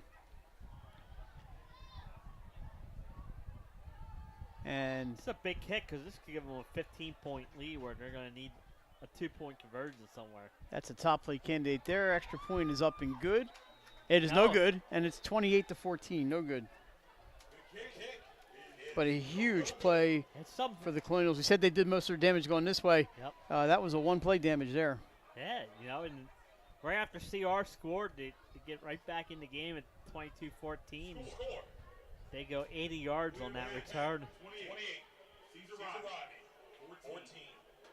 Well, we've had 2 big plays here to start this second half, Mike. Buckle up, my friend. This is going to be exciting.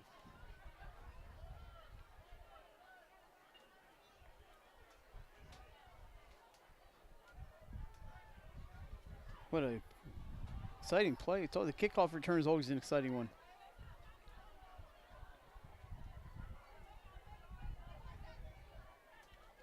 Yeah, this is a kind of start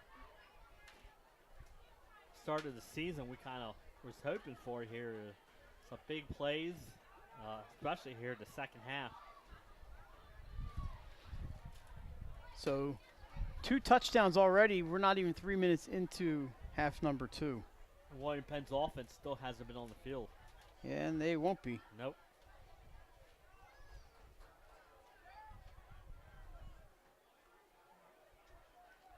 Let's see if that's a deflator for CR. You had just came out. You had a good drive to start the second half. Got within 8, and then next thing you know, on the next play, leads back up to 14. Jay, from Abyssinia Stadium, it's Hodgson 23, Howard 12. About 5 minutes to go in the third quarter. Another touchdown pass for R.J. Matthews. Here come the Riders. Kassan Bey up the right side, and he's stuck there at about the 28-yard line. Not bad field position here for Caesar Rodney, and they will not be looking at the sun. They're going to have the sun in their face in the fourth quarter, but right now they can it's kind of a, here you got the wind at your back or the sun in your face. Actually, you got the wind at the back, yeah, or the sun in your face. So obviously going right to left is the way to go. The wind at your back. Well, each team has had one touchdown this end, but most of the scoring has been with the wind in the back. Alrighty, Riders back at it here. See if they can overcome. That's such a momentum shifter, those kick returns, to see if Cesar Rodney can. Yeah, like you said, put it behind him. It's a deflator. You had just scored to get yourself within one score. Swarming defense there for the Colonials. Take down Elijah Odom. Seems like CR's big plays today have been the pass plays. Yeah, the big touchdown pass a couple minutes ago here.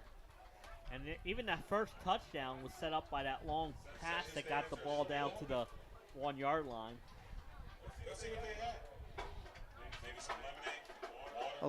Loss of one on the play. It's 2nd and 11 here for CR. They all check the wrist guards there, Jay, to see what plays are being called. They're showing them numbers, so they have a grid on there, and they just check to see if I have the formation and the play and all that other good stuff on there. All right, Timmons in the shotgun. Hands it off to Odom. He's got some room on the left side. Gets through a couple defenders. Elijah Odom out to the 44-yard line. First down, Riders. You know what makes that running play so successful, Mike? You have 4 wide receivers. You spread out the defense, and you have the numbers advantage, and he was able to pick up the first down. William Penn band right in front of us. Been entertaining all day. I love the William Penn band. It's makes the games here so fun. Not usually quiet here at William Penn, that's for sure. Definitely not.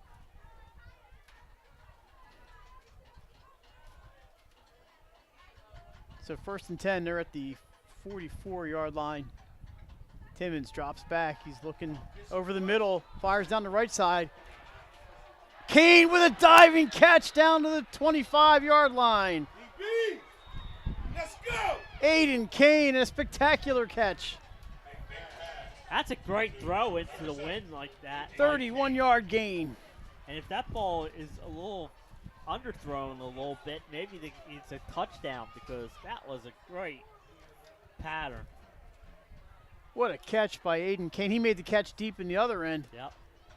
Leaping over a defender. This one, he just dives at it and makes the play. He's going to stay lined up to the right. It's Odom in the backfield with Timmons. Out to the left, Bay with Vitti. And one of the receivers, they got trips left. Timmons takes it, looks to his left. It's a screen pass for Vitti. Escapes one defender. He's got some room down the left side. Nobody there. And it's going to be a touchdown. Maxwell Vitti. 25-yard touchdown for Cesar Rodney. And with 6:36 to go, the Riders are back within a single score, Jay. It's 28-20, extra point pending. Wow, I'll tell you what, CR has come out throwing the ball in the second half and having success. I love that play call, little wide receiver screen. He broke the first tackle, which is key. And then, like you said, he had open space and takes it to the house. And just like that, CR's back within 8 points here, a chance to get it back to 7. CR not showing much difficulty moving the ball here in the second half. They're going to go for the extra point. Flag down. That kick will not count. Well, one thing, Mike, in the first half, they were going to call for his legal procedure penalties on a lot of those passing plays. They've made the adjustments. The receivers are on the lines, and they're making the plays. You mentioned the penalties, a lot of them in the first half. And here's one in the second half. It's going to be on William Penn. I think they go for 2 here. Illegal participation, and this might be a chance. See what, or you take it, or do they go for 2, or do you want to take it the penalty on the kickoff? So they're going to take it. Looks like on the kickoff. Yep. So they're going to try the extra point again.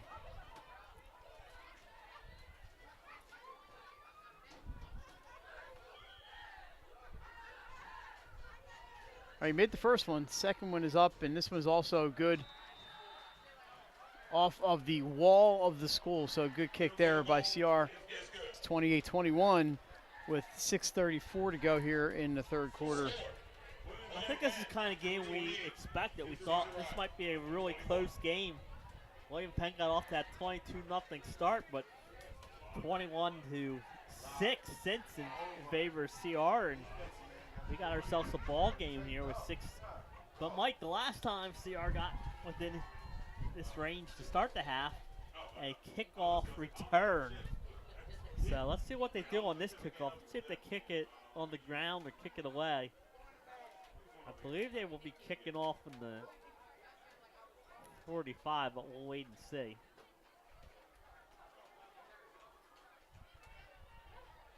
So we brought you an entertaining one here this afternoon from Newcastle. And we still have a quarter and a half to go.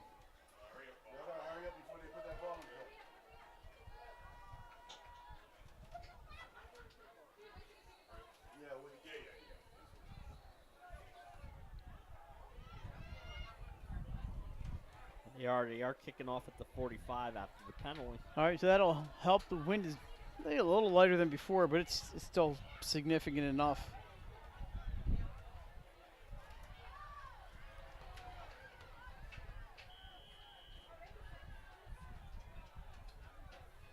And away it goes, heading toward the 5-yard line, taken there by the Colonials. And up the middle they go. It's away from a couple tackles. He's got room down the left side. He's going to go again. Nobody's going to catch him. He's going to go again. That's going to be a touchdown for number 12, Phil Exum. But we have a flag. Down around the 42, 43-yard line. So kind of taking some of the wind out of here, out of Bill Cole Stadium, but holding was the call. Exum found an opening, Jay. Maybe that's why. Yeah, it was way downfield, too. After he broke the tackle, he was initially stopped at about the 25-yard line. Yeah, he busted his tackle, yeah. Breaks out of the tackle. The flag happened at the 43. So like you said, after he got through, the hold maybe helped him get the extra distance.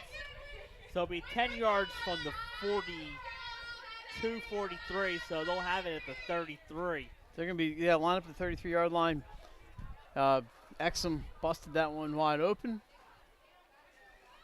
That would have been another deflator. I mean, the offense wouldn't have been out off the field again. I'm sure Coach Sable would take that. However, you're going to take 6, 7 points every time. Absolutely, and it's like you said, at CR, you just got back in within it, and another kickoff return. So here's the Colonials offense. I thought with them having the 5 yards, they weren't going to kick it anywhere near the Colonials deep. That would have been a 95-yard touchdown reception or return. As you mentioned, he caught that at the 5-yard line, and on the far side, he came all the way across the field. And they had him stop at 25, and he fought through it. There's a hand up the middle. That's number 7, Vix Reams. He's got room. Brought down by number 44. Carter Stump with the tackle. He saved some yardage there for the Riders, but that's a first down. No, I think he was No, he's short. not. He's a little short a second. I think he was short. That's 2nd and 2. All right, 8 yards on the carry for Vix Reams. But they'll take 8 at a time. And he slipped through another tackle, and that's the one thing CR's having trouble right now is wrapping up guys for the Colonials. I think there's another plane taking off. Yeah, there's maybe that Avello flight out of Newcastle heading toward who knows where. Myrtle Beach. That's that direction. Maybe they'll turn around. Once they get up in the air. I don't think they have it go anywhere up north. Yeah, he's making a loop now. Handoff. Can't see who's got it. It's going to be close to a first down. We'll see what kind of progress they give him. Jay, it looks like they're going to have enough for a first down. Clock is stopped at 5:11. I want a measurement. I want the measurement. He might be They short. are saying, move that ball, move the chains. He's not even close. Oh my God! I think you had to measure there. He had to get to the 40, 43. Well, it's right on the 43. So 1st and 10, clock running, under 5 to go here in the third. 28-21, William Penn. It's been an entertaining afternoon.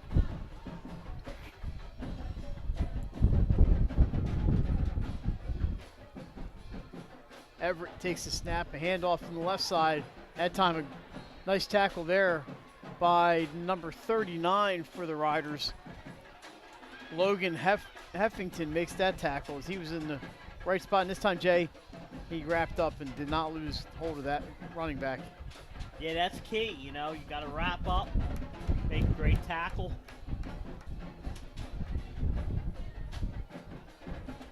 Makes it 2nd, and they're going to call it about 11. He lost a yard on that one. Thanks for joining us today on a Thursday afternoon. Beautiful weather here in Newcastle. Colonials volleyball week players 0. making it over after practice. It's all marketing, Jay. Week 0. I like week 0. I do too. I know a lot of people think it's easier if you just say 1. They just go up the middle there. Another against CR does not allow much, maybe 2 yards on the carry. And we have a little players getting tangled up there. I think just tangling up. That's all. Yeah. Good job. Yeah, the CR team did a good job to just pull those guys apart. Yep, get them back. Last thing you want's a 15-yard penalty. Nothing stupid. You got 3rd and long. So that makes it 3rd and 11. Is William Penn punted today? Yeah, right before the end of the half. Oh, that's right, yeah. After that. Oh, that's right, the big penalty on that one, yeah. Of course, this time if they have to punt here, it'll be with the wind behind them. But they'd rather get the first down and keep going. Everett. Timeout. Is in the backfield. We have a timeout for Coach Sable. There he is down on the sideline. It's a big play, I think, and why not take a timeout? He took 3 of them into the locker room. But, yeah, there you go. And that's a good time here for the CR defense.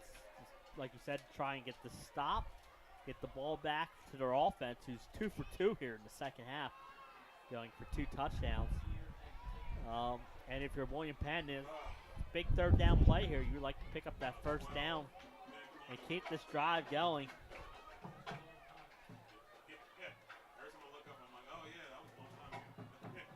It's going to be about 3rd and 9.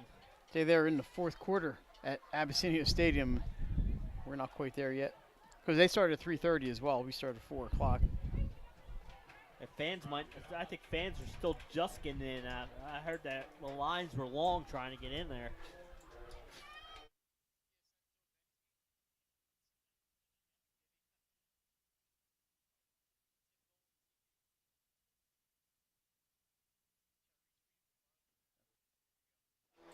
All right, 3rd and about 9 here for William Penn. They had some 3rd and longs early.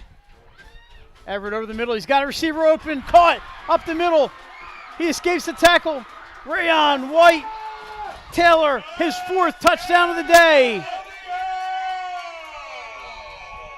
That's a 56-yard touchdown pass from Everett to Taylor, White Taylor. Both teams' offenses are picking up the pace here in the second half through the air. That's a great throw by Everett. White Taylor able to hang on to that one, and Jay escaped the tackle attempt by Carl Ingram, and away he went. What a great 56-yard touchdown pass. What a great timeout by Sable to set up that play. So Jay, another 3rd down and long, and another big play for the Colonials, and they extend the lead here. We'll see if they can make the extra point.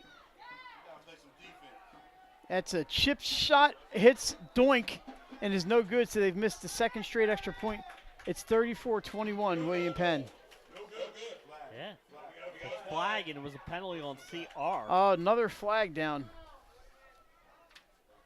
So we'll see if they can re-kick here. Jay didn't really get much of that extra point. They might go for 2. They were successful last time off a penalty going for 2. It is on Cesar Rodney. They call running into the kicker. I believe it was running into the kicker, not a roughing the kicker. Still half. Running into the kicker is the call. It wouldn't have mattered. It's still half the distance either way. He's lining up again to kick it. They're gonna kick it again, and I think that's smart. Well, I think from distance it would have been good. It kind of hit off the lower end of the right upright. This time the kick is up, and this one is no good, wide right. So still 34-21, 2:46 to go here in quarter number 3. Another big play by William Penn. They want to be on top plays next week, obviously. And there's a bunch of top plays coming from this game. Most of them here in the second half. We did have a 70-yard touchdown run for White Taylor. A 29-yard touchdown pass to Mark Moore. A 57-yard touchdown pass for Caesar Rodney to Maxwell Vitti. A kick return of about 80 yards by White Taylor. And then a 56-yard touchdown pass to Rayon White Taylor. He's having himself quite a day. That's 4 touchdowns today for Rayon White Taylor. Yeah. Yep, absolutely. And making a bid to be our High Five Hospitality Player of the Day.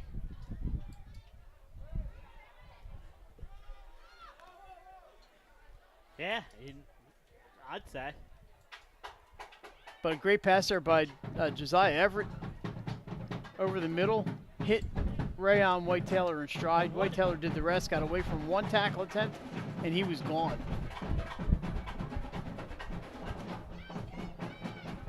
Kickoff here for the Colonials, 2:46 to go, third quarter. The approach. Endo Ren right down the middle there, taken by Odom. He goes up the left side. Almost gets away from that tackle, but cannot. He's going to spin to a stop right around the 30-yard line. And Caesar Rodney will take over there. They trail by 13, Jay. So there's missed extra points, kind of keeping CR within striking distance. Yeah, remember they had the 2 earlier, so if they make those 2 extra points, you're up 15. CR, of course, had cut it at one point to 22-14 and 28-21. They were within the score. William Penn answered both times, so congratulations to Colonials. And CR doing a much better job, I think, of running their plays here. And since the end of the first quarter, really, I think Caesar Rodney's been pretty good except for those procedure calls. Yeah, you know, and they, like I said, they came out of the path and they're throwing the ball. Timmons spins and gives it to Kane, who he's stopped for a loss. He's going to lose about 4 on that play. I mean, what? Last call for Chick-fil-A, Jay. Oh, they hadn't had a winner come up yet. No. They could just give it to us.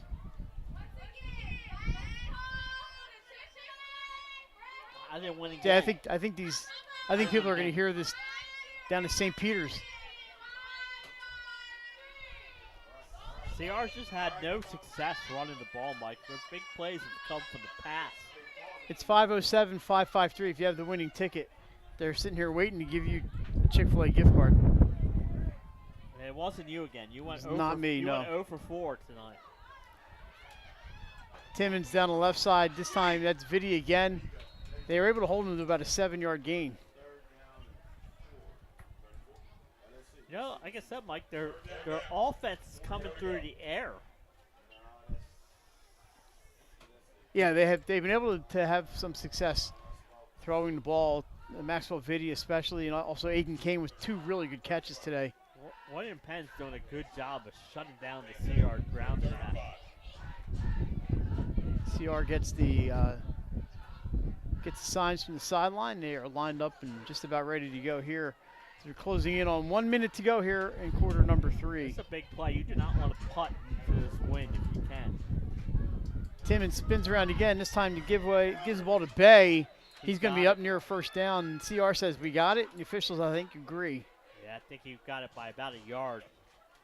It's still no pizza given out today.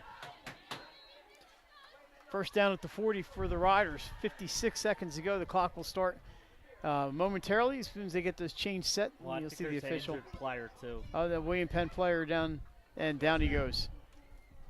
So the trainer on the field. We have a quick break here at Bill Cole Stadium. Reminder, Laurel and Sussex Central coming up in about an hour with Benny Mitchell and Scott Kammerer. Well, half an hour if you want to catch the Sodell Concept pregame You could, but show. then you might miss the end of this game, and you don't want to do that.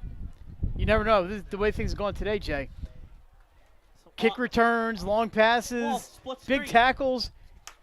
Put one on your phone. Keep us on the laptop. There you go, or on the TV. Get that Fire Stick fired up right on there, the 302 Sports YouTube. And this is number 44 for Penn, Franklin Norris, hobbling his way off the field. Sure hope Franklin is okay. Flag down here on the sideline. Not sure what that's about. Probably a sideline warning, maybe. That it was in the middle of Mr. Norris walking off the field.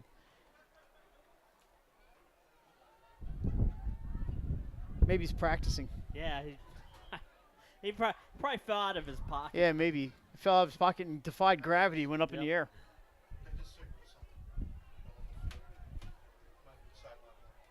Apparently, just a sideline warning. I think that would be.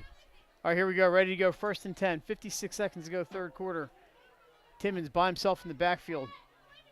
He's got 2 receivers left, 3 to the right. He's going to keep it. Up the middle he goes. Gets away from one tackler. Picks up about 7 yards, 8 yards in the play for Julius Timmons. Nice little pickup there. Jay, every time he's been back, he's thrown the ball today.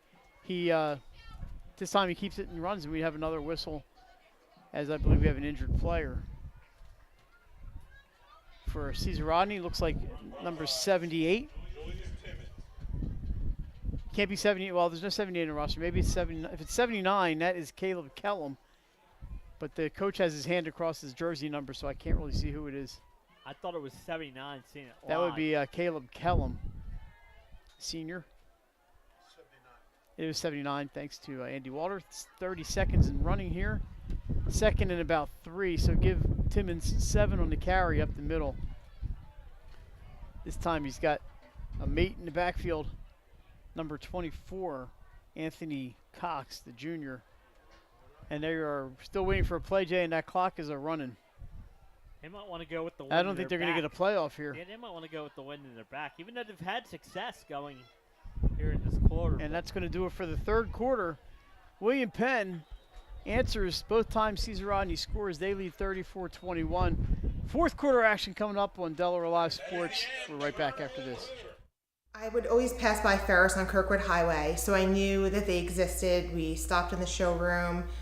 We just clicked, like from day one. They did a total kitchen renovation for us. Ferris was so organized. They were on top of everything from day one.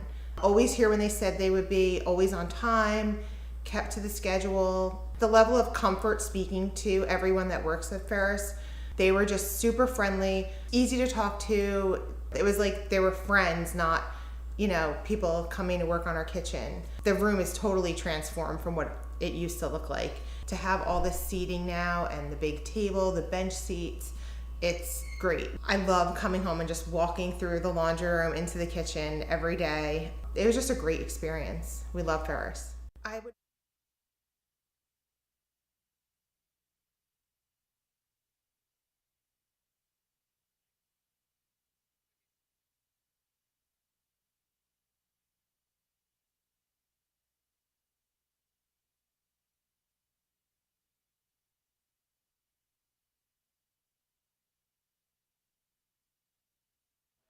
All right, fourth quarter action. CR with the win, Jay, but they are looking into the sun as they elected to just go to the fourth quarter and a whistle there. And that's usually not a good sign for the offense. False start. False start. Cesar Rodney. They did a good job in that third quarter of cleaning up those penalties they had in the first half, but yeah, right out of the gate here in the fourth quarter, the false start, instead of being 2nd and 4 or 2nd and 3, now you got 2nd and 7, 2nd and 8. I've been impressed by Timmons when he's throwing the ball. He's had a pretty strong arm. Maxwell Vitti showing some escapability there when he's caught the ball. He's got 2 touchdowns today. I think CR looks a little bigger on the line than Penn, but Penn does a good job getting loose and making tackles. Yeah, I think William Penn's tackling has been better than CR's tackling. course, with Caleb Kellum on the sideline, that's not what the Riders want to see. Nice tackle there inside. Bo Walker with the run. William Penn gets to him, trying to get the number of that truck. It was number 50, Judah LeCompte, with the tackle, and he just got loose and wrapped him right up. Third, and he did gain some yards, third and about 8. The William Penn dance team getting it done in front of us here in the bright red. Already 3rd and 8. Penn's had some success at 3rd and 8. Let's see what the Riders can do here. Back goes Timmons. He's being rushed, gets away. He's going to run. He slides. Jay, I think he slid a little early. We're going to see where they mark it. They're going to mark him at the 49-yard line. He is a yard short of a first down. Now, number 3, Elijah Odom, a little slow to get up, and he's not getting up. Or is that might be Vitti, actually, who's down on the turf. So 4th and 1 coming up as soon as we resume play. 11 minutes to go here. That is Maxwell Vitti, not Odom. Maxwell Vitti is down for the Riders. That would be a huge loss for Caesar Rodney. Yeah, like you said, he slid about a yard short of that first down. Yeah, and then they mark it where you start your slide. Yep. Did a good job getting away from the rush and picked up about 7 yards on the play. I am not going to criticize the QB there. No. You're taught as a quarterback. Don't get yourself killed. Yeah.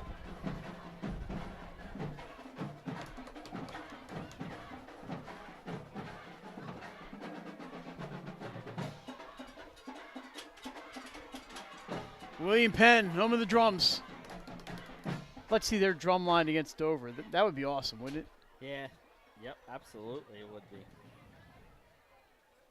William Penn's always had a fantastic music program here. Yeah, absolutely.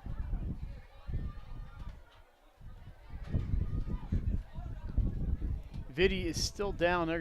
Now they get him up, and he looks a little ginger coming off the field here. He has 2 touchdowns today, so it's a player that Coach Strickland's going to be relying on. Yeah. Looks okay, but they're going to get him checked out.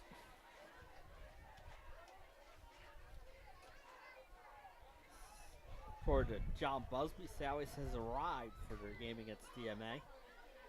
Should be a good one, heading up to Abyssinia after this one to check that one out. Waiting for the first game to end over there, of course.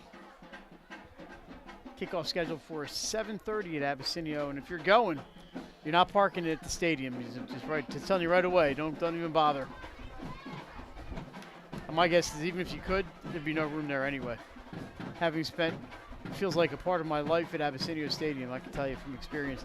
All right, the push up the middle, it's going to be good for a first down, Riders, but another player is down. This time it's Bo Walker. He gets up, a little ginger. He's going to stay in the game. He beat the whistle. So right at midfield, Caesar Rodney is going to have the ball.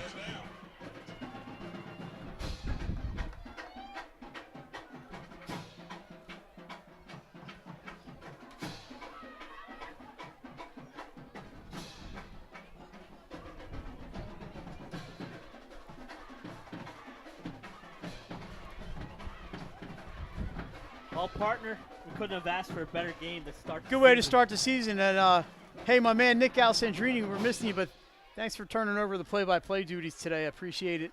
He gets the call. He'll call next week. No, he gets to call the Stony Brook game. That's tonight right. He's got color, UD in Stony Brook. As a color guy. Nick Alessandrini, our man, is in Stony Brook with the Hens.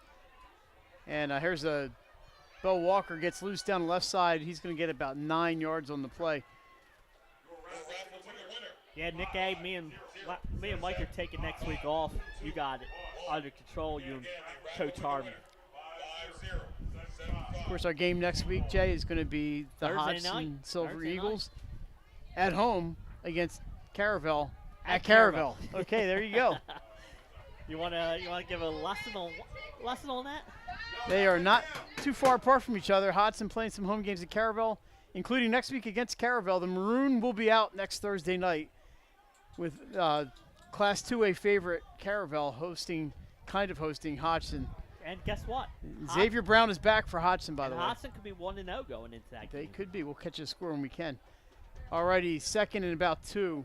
Timmons looked like he was trying to hand off, and there was nobody home. Does a good job pulling that ball back in. And Jay picks up about 6 yards on the play, so good job by Julius Timmons after he was handing that ball out for the taking. He got the first down. He did get the first down. But you're right. You heard everybody, ooh! Yeah, it's a little miscommunication. I think somebody read the wrong play off the wrist. But it's good job. He tucked it in, was able to get the first down. You know, with 8:40 left, Mike, down 13, you got to score on this drive. No pressure. Jay, it's 29-12 Hodgson with about 9 minutes to go in that game. Timmons finds room down the right side, ducks out of bounds around the 21. Another first down for the Riders, and they're not done yet. Now, and like I said, this is like a must-score drive here for Caesar Rodney, and they're doing a good job going right down the field again. 59-yard touchdown pass for Xavier Brown for Hodgson increases that lead to 29-12 over Howard. So Dave Collins having a successful day in his first game as Hodgson. I think Hodgson's going to be good this year. I think the fight for those last couple 3A playoff spots are going to be very interesting. Yeah, I think you'll see Hodgson in there, and St. George's, St. Mark's. Maybe a winner. Maybe William Penn or Caesar Rodney. You never know. Cape Henlopen back in the playoffs last year. Here we go. Oh, what a great job by William Penn. The helmet comes off, but he'll have to take the next playoff, but we'll get that number. That was a great tackle from behind. And he's not moving very quickly. Jay, is that number 6? That looks like Anthony Harris made the tackle. He almost needed to call an Uber to get off the field there. And like you said, he had to come off the field because he lost his helmet came off. Timmons looking deep, but he goes to the screen instead.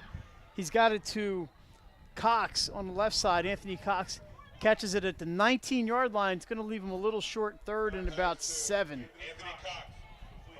But the thing is, the clock continues to run here. Yes, 7.5. And remember, they're down 2 scores, so. It's third and about 7 from the 19-yard line. Cox with that catch. They do have all 3 timeouts remaining in this half.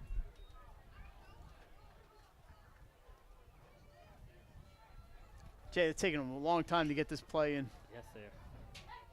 They are lined up and ready to go now.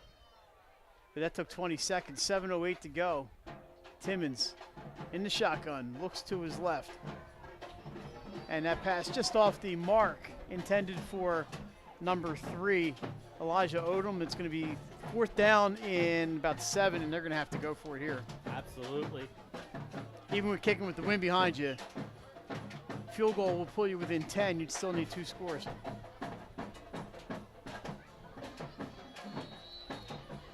And now we have a timeout, Caesar Rodney. 7 minutes even to go on the clock.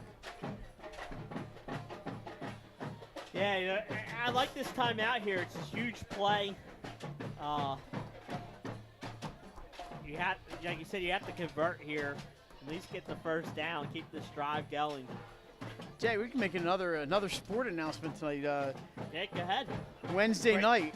Some breaking news. Some breaking news. Wednesday night, we will kick off our high school volleyball coverage with the defending champions, Tower Hill, at Padua Academy. That's Wednesday night. Matches start, it's volleyball. So match is scheduled for 7:15. Could start at 7. Could start at 7:15. Could start at 7:30. But we're going to be there. 302 Sports at Padua Academy on Wednesday night. Tower Hill comes knocking. Yeah, like you said, the defending champs for the first time in school history will start on the road against Padua, and I think it's a tough one. I think Padua is going to be better than they were last year. Much better, yeah. And Tower Hill did not lose much, so for those people who think Tower Hill's going anywhere, not so fast, my friend. All right, Timmons is under pressure, rolls to his right, throws it down the middle, caught, and down at the goal line. Just about maybe at the 1-yard line or inside the 1. I think did Odom catch that? That was number 11. Thanks, Andy. Tayshawn Allen with the catch. That's a good job by Timmons to escape the rush. Rolls to his right, fires down the middle, and they're knocking on the door. Inside the 1 yard line, Jay. They're right there. Yeah. Again, a big 4th down conversion. Yeah, 4th and 7. That was huge. Timeout paid off. All right, so Timmons under center. We know what that means, Jay. Yep. He's going to be keeping the ball here. Running behind his center. No, he's fooled me. Hands it off, and William Penn stuffs him. Maybe he should have kept it. You know So what? Penn playing some great line play today. You know what the key is there for William Penn? You stop him, the clock keeps on ticking. Yep. Which is huge. Yeah, CR has not had success with those plays up the middle. That William Penn defense is doing a good job. They fooled me, though. I thought Timmons was going to keep it. I did, too. So here we go. This time, of course, if you're in the shotgun, you're taking the ball back 4 or 5 yards to start. You maybe don't want to do that. Timmons under center. This time he hands off to Odom. He's wrapped up. Great play by William Penn. Elijah Odom knocked down at the 5 yard line. A loss of 4 on the play. 3rd and goal from the 5. William Penn's defensive line doing an outstanding job today. You know where CR's had success, Mike, is passing the ball. The running game, William Penn's doing a good job of getting some penetration. But his main receiver, Maxwell Vitti, is sitting on the bench over there, so he's out. But they do have Anthony Cox, and they have Aiden Kane, who's made some 2 really good catches today. 3rd and goal. He looks to his right. Ball's up in the air. Too high, and that's going to be 4th and goal. That was a tough one. William Penn was ready for that one. And he tried to go over the defender to Tayshawn Allen, but the ball off his hand, incomplete. That would have been a spectacular catch by Allen. Had he been able to pull it in. And I like the placement of that ball. The defender's all over him. Throw it high where the only guy who's going to catch it is your receiver. Another 4th down here for Caesar Rodney. The last time they got down to the 1. This time it's 4th and goal. Getting to the 1's not going to help them. 4:59 to go. Clock stopped after the incompletion. 2 timeouts left for both teams. The receiver split left. That's Carl Ingram. Everybody else packed in pretty tight. Timmons back. He's looking at Ingram. Changes course. Rolling to the right. He's got some room. Can he get loose? No! A sack! And a turnover on downs. What a stand by William Penn. Oh, the fans are going crazy here. That's a big defensive stop, Mike. He did have some room out there, but the speed of the Colonials are able to track him down, and that's a big stop with 4:46 to go in this game. Outstanding defensive line play there by William Penn. Timmons just could not get loose. He's been escaping tonight, but that time the Colonials got to him. I just can't see those red numbers. I don't know who made that sack. Anybody know? Yeah, his numbers are a little tough to read up here when you're old like me. Especially with the sun glare. And the sun in our face. I'm not blaming my age, and I'll blame the sun and the windows. William Penn ball on about the 11-yard line. Their big goal here, Jay, don't turn it over as they run right into the line for no gain, but they'll take the loss of a yard for that. Remember, CR has 2 timeouts, and it might stop it on 2nd and 3rd down. We'll see.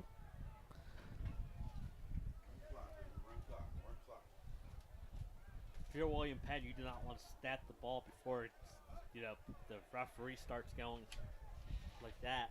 I mean, good job by CR was down 22-0 in this game. That's exactly right. And made it a game, so yeah, they've done a good job today. I think that's first quarter. Other than that, they've really been and right they've been there, in it. Right there, a great drive, and just unable to convert. Handoff up the middle. Got some room down the left side there. He's going to pick up about 3. Keeps that clock moving. 3:52 and counting. You had 1st and goal from the 1, Mike, and not able to get in right there. And that was key. And it all started with that penetration up the middle. There goes the band again.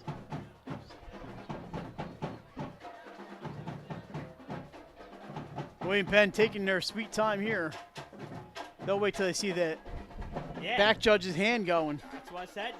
Do not snap it before that hand goes up. I was kind of surprised CR didn't call a timeout after that second down stop. 3:15 and counting here.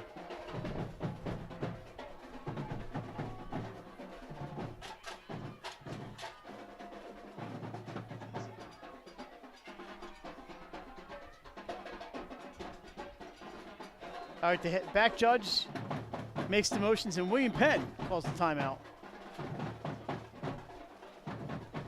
So the Colonials have one remaining. They didn't want to take the penalty there. Which, you have the timeouts, you might as well use them. 2:57 to go here. 34-21 William Penn trying to start off with a win here, and in front of a pretty good crowd here at Bill Cole Stadium. Yeah, remember, CR still has 2 timeouts left. Penn now with 1.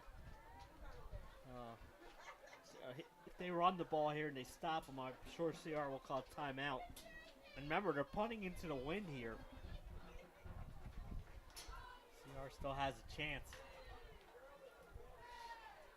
What a great opener for both teams. I thought both teams' offenses have been clicking here in the second half.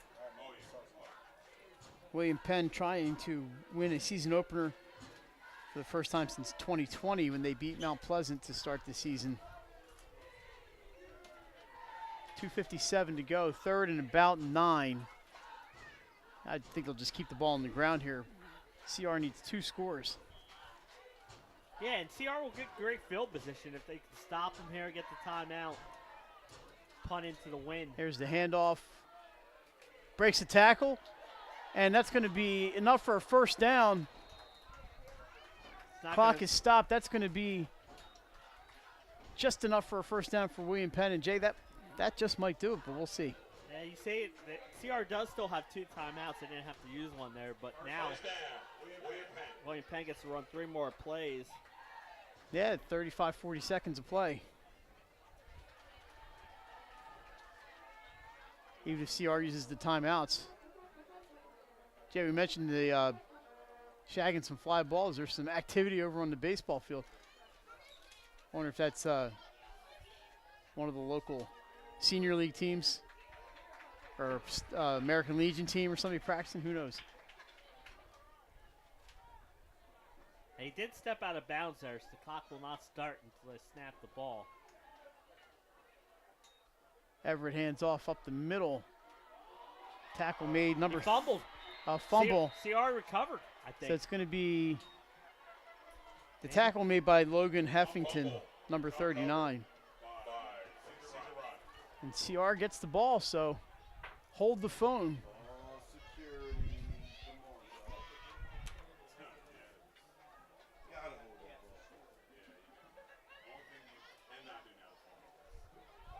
CR's going to have the ball at the 29-yard line of William Penn. Still the 2 timeouts left, too. They didn't have to burn any on the defense there.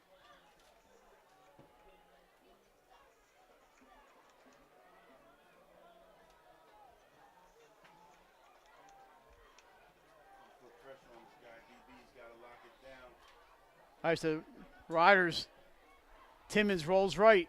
He's got some room. He's going to run the ball out of bounds around the 17 or 18-yard line. Smart play, too. Get out of bounds. Stop that clock. You don't need a timeout. 2:29. Jay, is that the first turnover of the day? Yeah. Yeah, it's been pretty clean as far as that goes today. Second down. There was a turnover on downs, obviously. Yeah, right.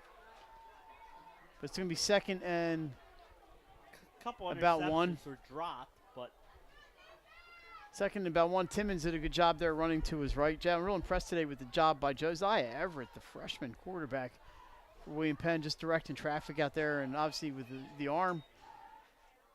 And Timmons as well. Here's a throw by Timmons. Caught by Kassan Bey. He's down. I think he got the first down. I think that's why the clock stopped. Yes. Well, he fumbled the ball out of bounds. He fumbled out of bounds. But I don't know if they called him down before the fumble out of bounds. If they did not, then the clock would stop because out of bounds. So that's a first down and 10 about the 15-yard line. So the clock would have been stopped for the placement of the ball. Looks like it's still stopped, so I think the ball was fumbled out of bounds. Riders making a late push here. Just never know. You never know what can happen.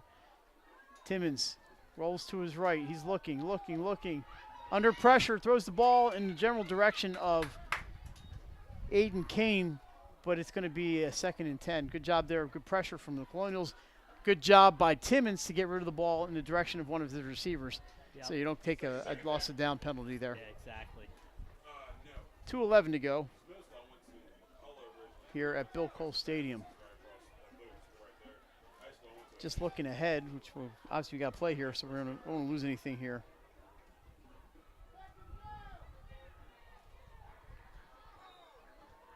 William Penn on the road next week at Penwood. That was one of their wins last year, was against Penwood. That's up in PA. The Riders, they will be home on the 9th, Saturday at 11 a.m. against Lake Forest. Not going to be an easy game for CR next week against Lake, but they got business to take care of here first. Timmons looks left, throws it into the end zone. He's got a receiver, it's over his head, and that's going to be a 3rd down and 10. Looking for, I think that's Tayshawn Allen was the intended receiver. Ball just a little too high. May have gotten caught in the wind a little bit, but had a defender all over him. You got to throw it away from the defender. Exactly right. You cannot take a sack because then you will need to use that timeout. If you can score and keep 2 for the defensive end, and all of a sudden you don't even have to kick the onside kick. Penn's interior has done a really good job when they've been under pressure today down in the red zone.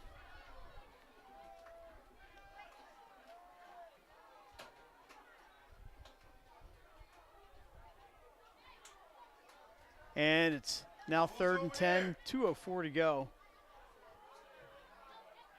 Timmons. And we had some movement. Now the flags are down. We'll see which way they go. William Penn's going to point, obviously, at CR. CR probably pointed William Penn. William Penn. That's William Penn's flag. So 3rd and 5. So they pick up 5 the easy way.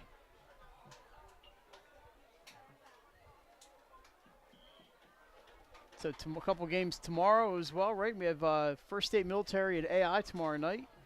Dickinson and Delmar, is that tonight or that's tomorrow night, I believe?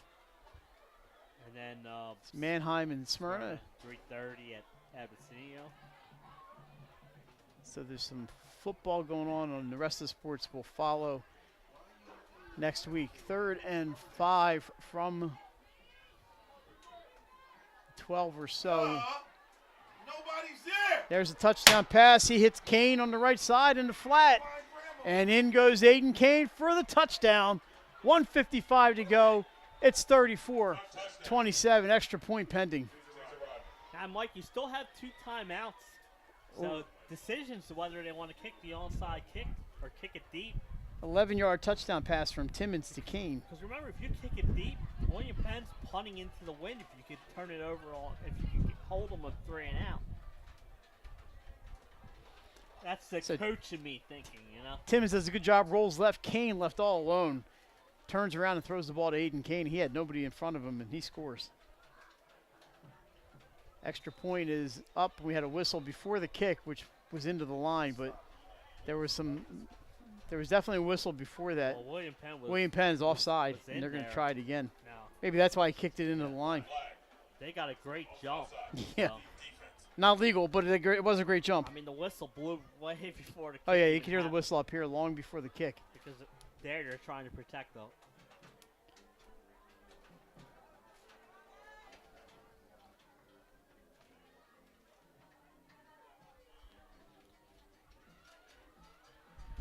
This time they're going to do it again off the crossbar, and it's a 7-point game. So they got a second chance, but that one was a little low and smacked into the crossbar. But Jay, you got a chance. They have, how many timeouts do they have left? One or two? They have 2. Here's the coach and me, Mike, with the kick it deep, stop them on 1st and 2nd, call timeouts. You'll get the force them 3 and out. You'll get the ball back at the minute, and they're punting into the wind. If you kick the onside kick and don't recover it, you still have the same scenario, but now you're You're not 40 yards. field position. Yeah, 40 yards but deeper. you have a chance to recover. And so, coaching me, I'm kicking I think it, with the wind, it's a deep kick is the way to go. And okay, I was going to ask if you're the same way as me. And maybe you just kick it away from people. It's a live ball. Remember, as long as it goes 10 yards, it's live. That's the other thing. Maybe kick it in between the coverage. Maybe kick like a squib kick or something that's going to run downfield. You remember, you do have the wind, which is not quite as strong as earlier. And remember, the clock doesn't start till a player touches the ball. Oh, the intrigue here at William Penn. We picked a great one to come to today, Jay. 34-27. Colonials lead this one. We're so glad to be here today. Mike Lang, Jason Winchell, and Nick Halliday. The first of a busy season for 302 Sports, and I got kicked out of the house by the wife. Told her I'd see her in December. Although I think we're going to hit the Arden Fair on Saturday. Here we go. What are they going to do? It's up in the air to the right. That might go out of bounds. That's going to be a penalty on CR. The ball's going to come out to the, what is that, the 40? I think it's the 40 in high school. I think.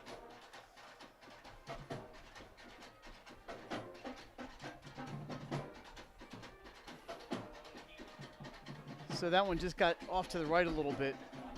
And it looks like they're marking it.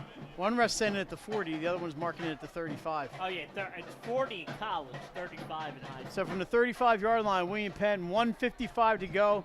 They got to hang on to the ball. They're going to have to run a couple plays here.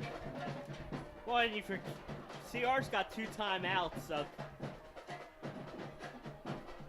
like I said, if you can hold them to 3 and out, you're going to get the ball back. Where I might have went with the deeper kickoff. You have to find the guy with the best hands out there and let him take it. Josiah Everett, his first start, the freshman. He's looked pretty good today. Hands it off up the middle. Around the outside, he's got some room. Down the right side goes the runner. He's tackled on the sideline, and the flag comes in. Maybe a late tackle, but we'll find out. Let's see who the runner was. Is that Rayon White Taylor? Now that's number 8 for William Penn. Jay, a number I hadn't called today. Mason Lohman. I may have mentioned him once in the first half. So the carry by Lohman, he's going to pick up 25, and they may be adding something on here. And I don't think it was any ill intent there by CR.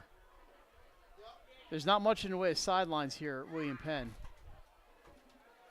Yeah, he's trying to chase the guy down. Probably didn't know where he was on the field. He was out of bounds, so it's the right call. Yeah, it's unfortunate. You take one step off the field and you're on that red tarp, and it looks like, well, if he's on that red, he must have been way off the field. He wasn't. It was a late hit, but not by a lot. And no ill intent. That's a tough one there. That's going to add 15 yards to the end of the play. They're down at the 23-yard line. 1:42 to go. 1st and 10 for the Colonials. Everett in the backfield with Lohman. If you're William Penn, now you just have to hold on to the ball. No fumbles. That's the important thing. And that play just looked wrong from the start. I think it was a false start there for William Penn. So just a scoring recap. 9:29 to go in the first quarter. 70-yard run by Rayon White Taylor, 7-0 William Penn. At the 4:09 mark, William Penn, a 29-yard touchdown reception for Mark Moore that made it 14-0. 10:57 mark of the second quarter, an 11-yard touchdown run for Rayon White Taylor that made it 22-0 after a 2-point conversion. We'll get to the rest of the scoring recap after this.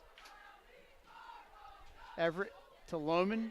Off left tackle, but he's wrapped up there. Number 13, Parker Smith, one of the players in there, along with Heffington on the tackle for the Riders. Finally, after a long drive, Caesar Rodney gets on the board, and that really got them going, Jay. A 2-yard touchdown run for Typhon Bo Walker. In the third quarter, so it's 22-7 at halftime. In the third quarter, Caesar Rodney strikes first. Maxwell Vidia, 57-yard touchdown reception, made it 22-14. William Penn enters immediately. Rayon White Taylor again, the kickoff return, about 80 yards, 28-14. William Penn. And a couple minutes later, though, it was Maxwell Vidia, 25-yard screen pass and score, 28-21. Another handoff. This time I believe that is Makai Allen with the carry. And we have a timeout. The CR is going to take a timeout here. So it was 28-21. William Penn scores the next touchdown, a 56-yard touchdown pass to Rayon White-Taylor. Jay, there he is again, 34-21. And then we just saw the last score in the game so far. It was an 11-yard touchdown pass to Aiden Kane of Cesar Rodney, 34-27, and that's how we got you here. A lot of scoring today.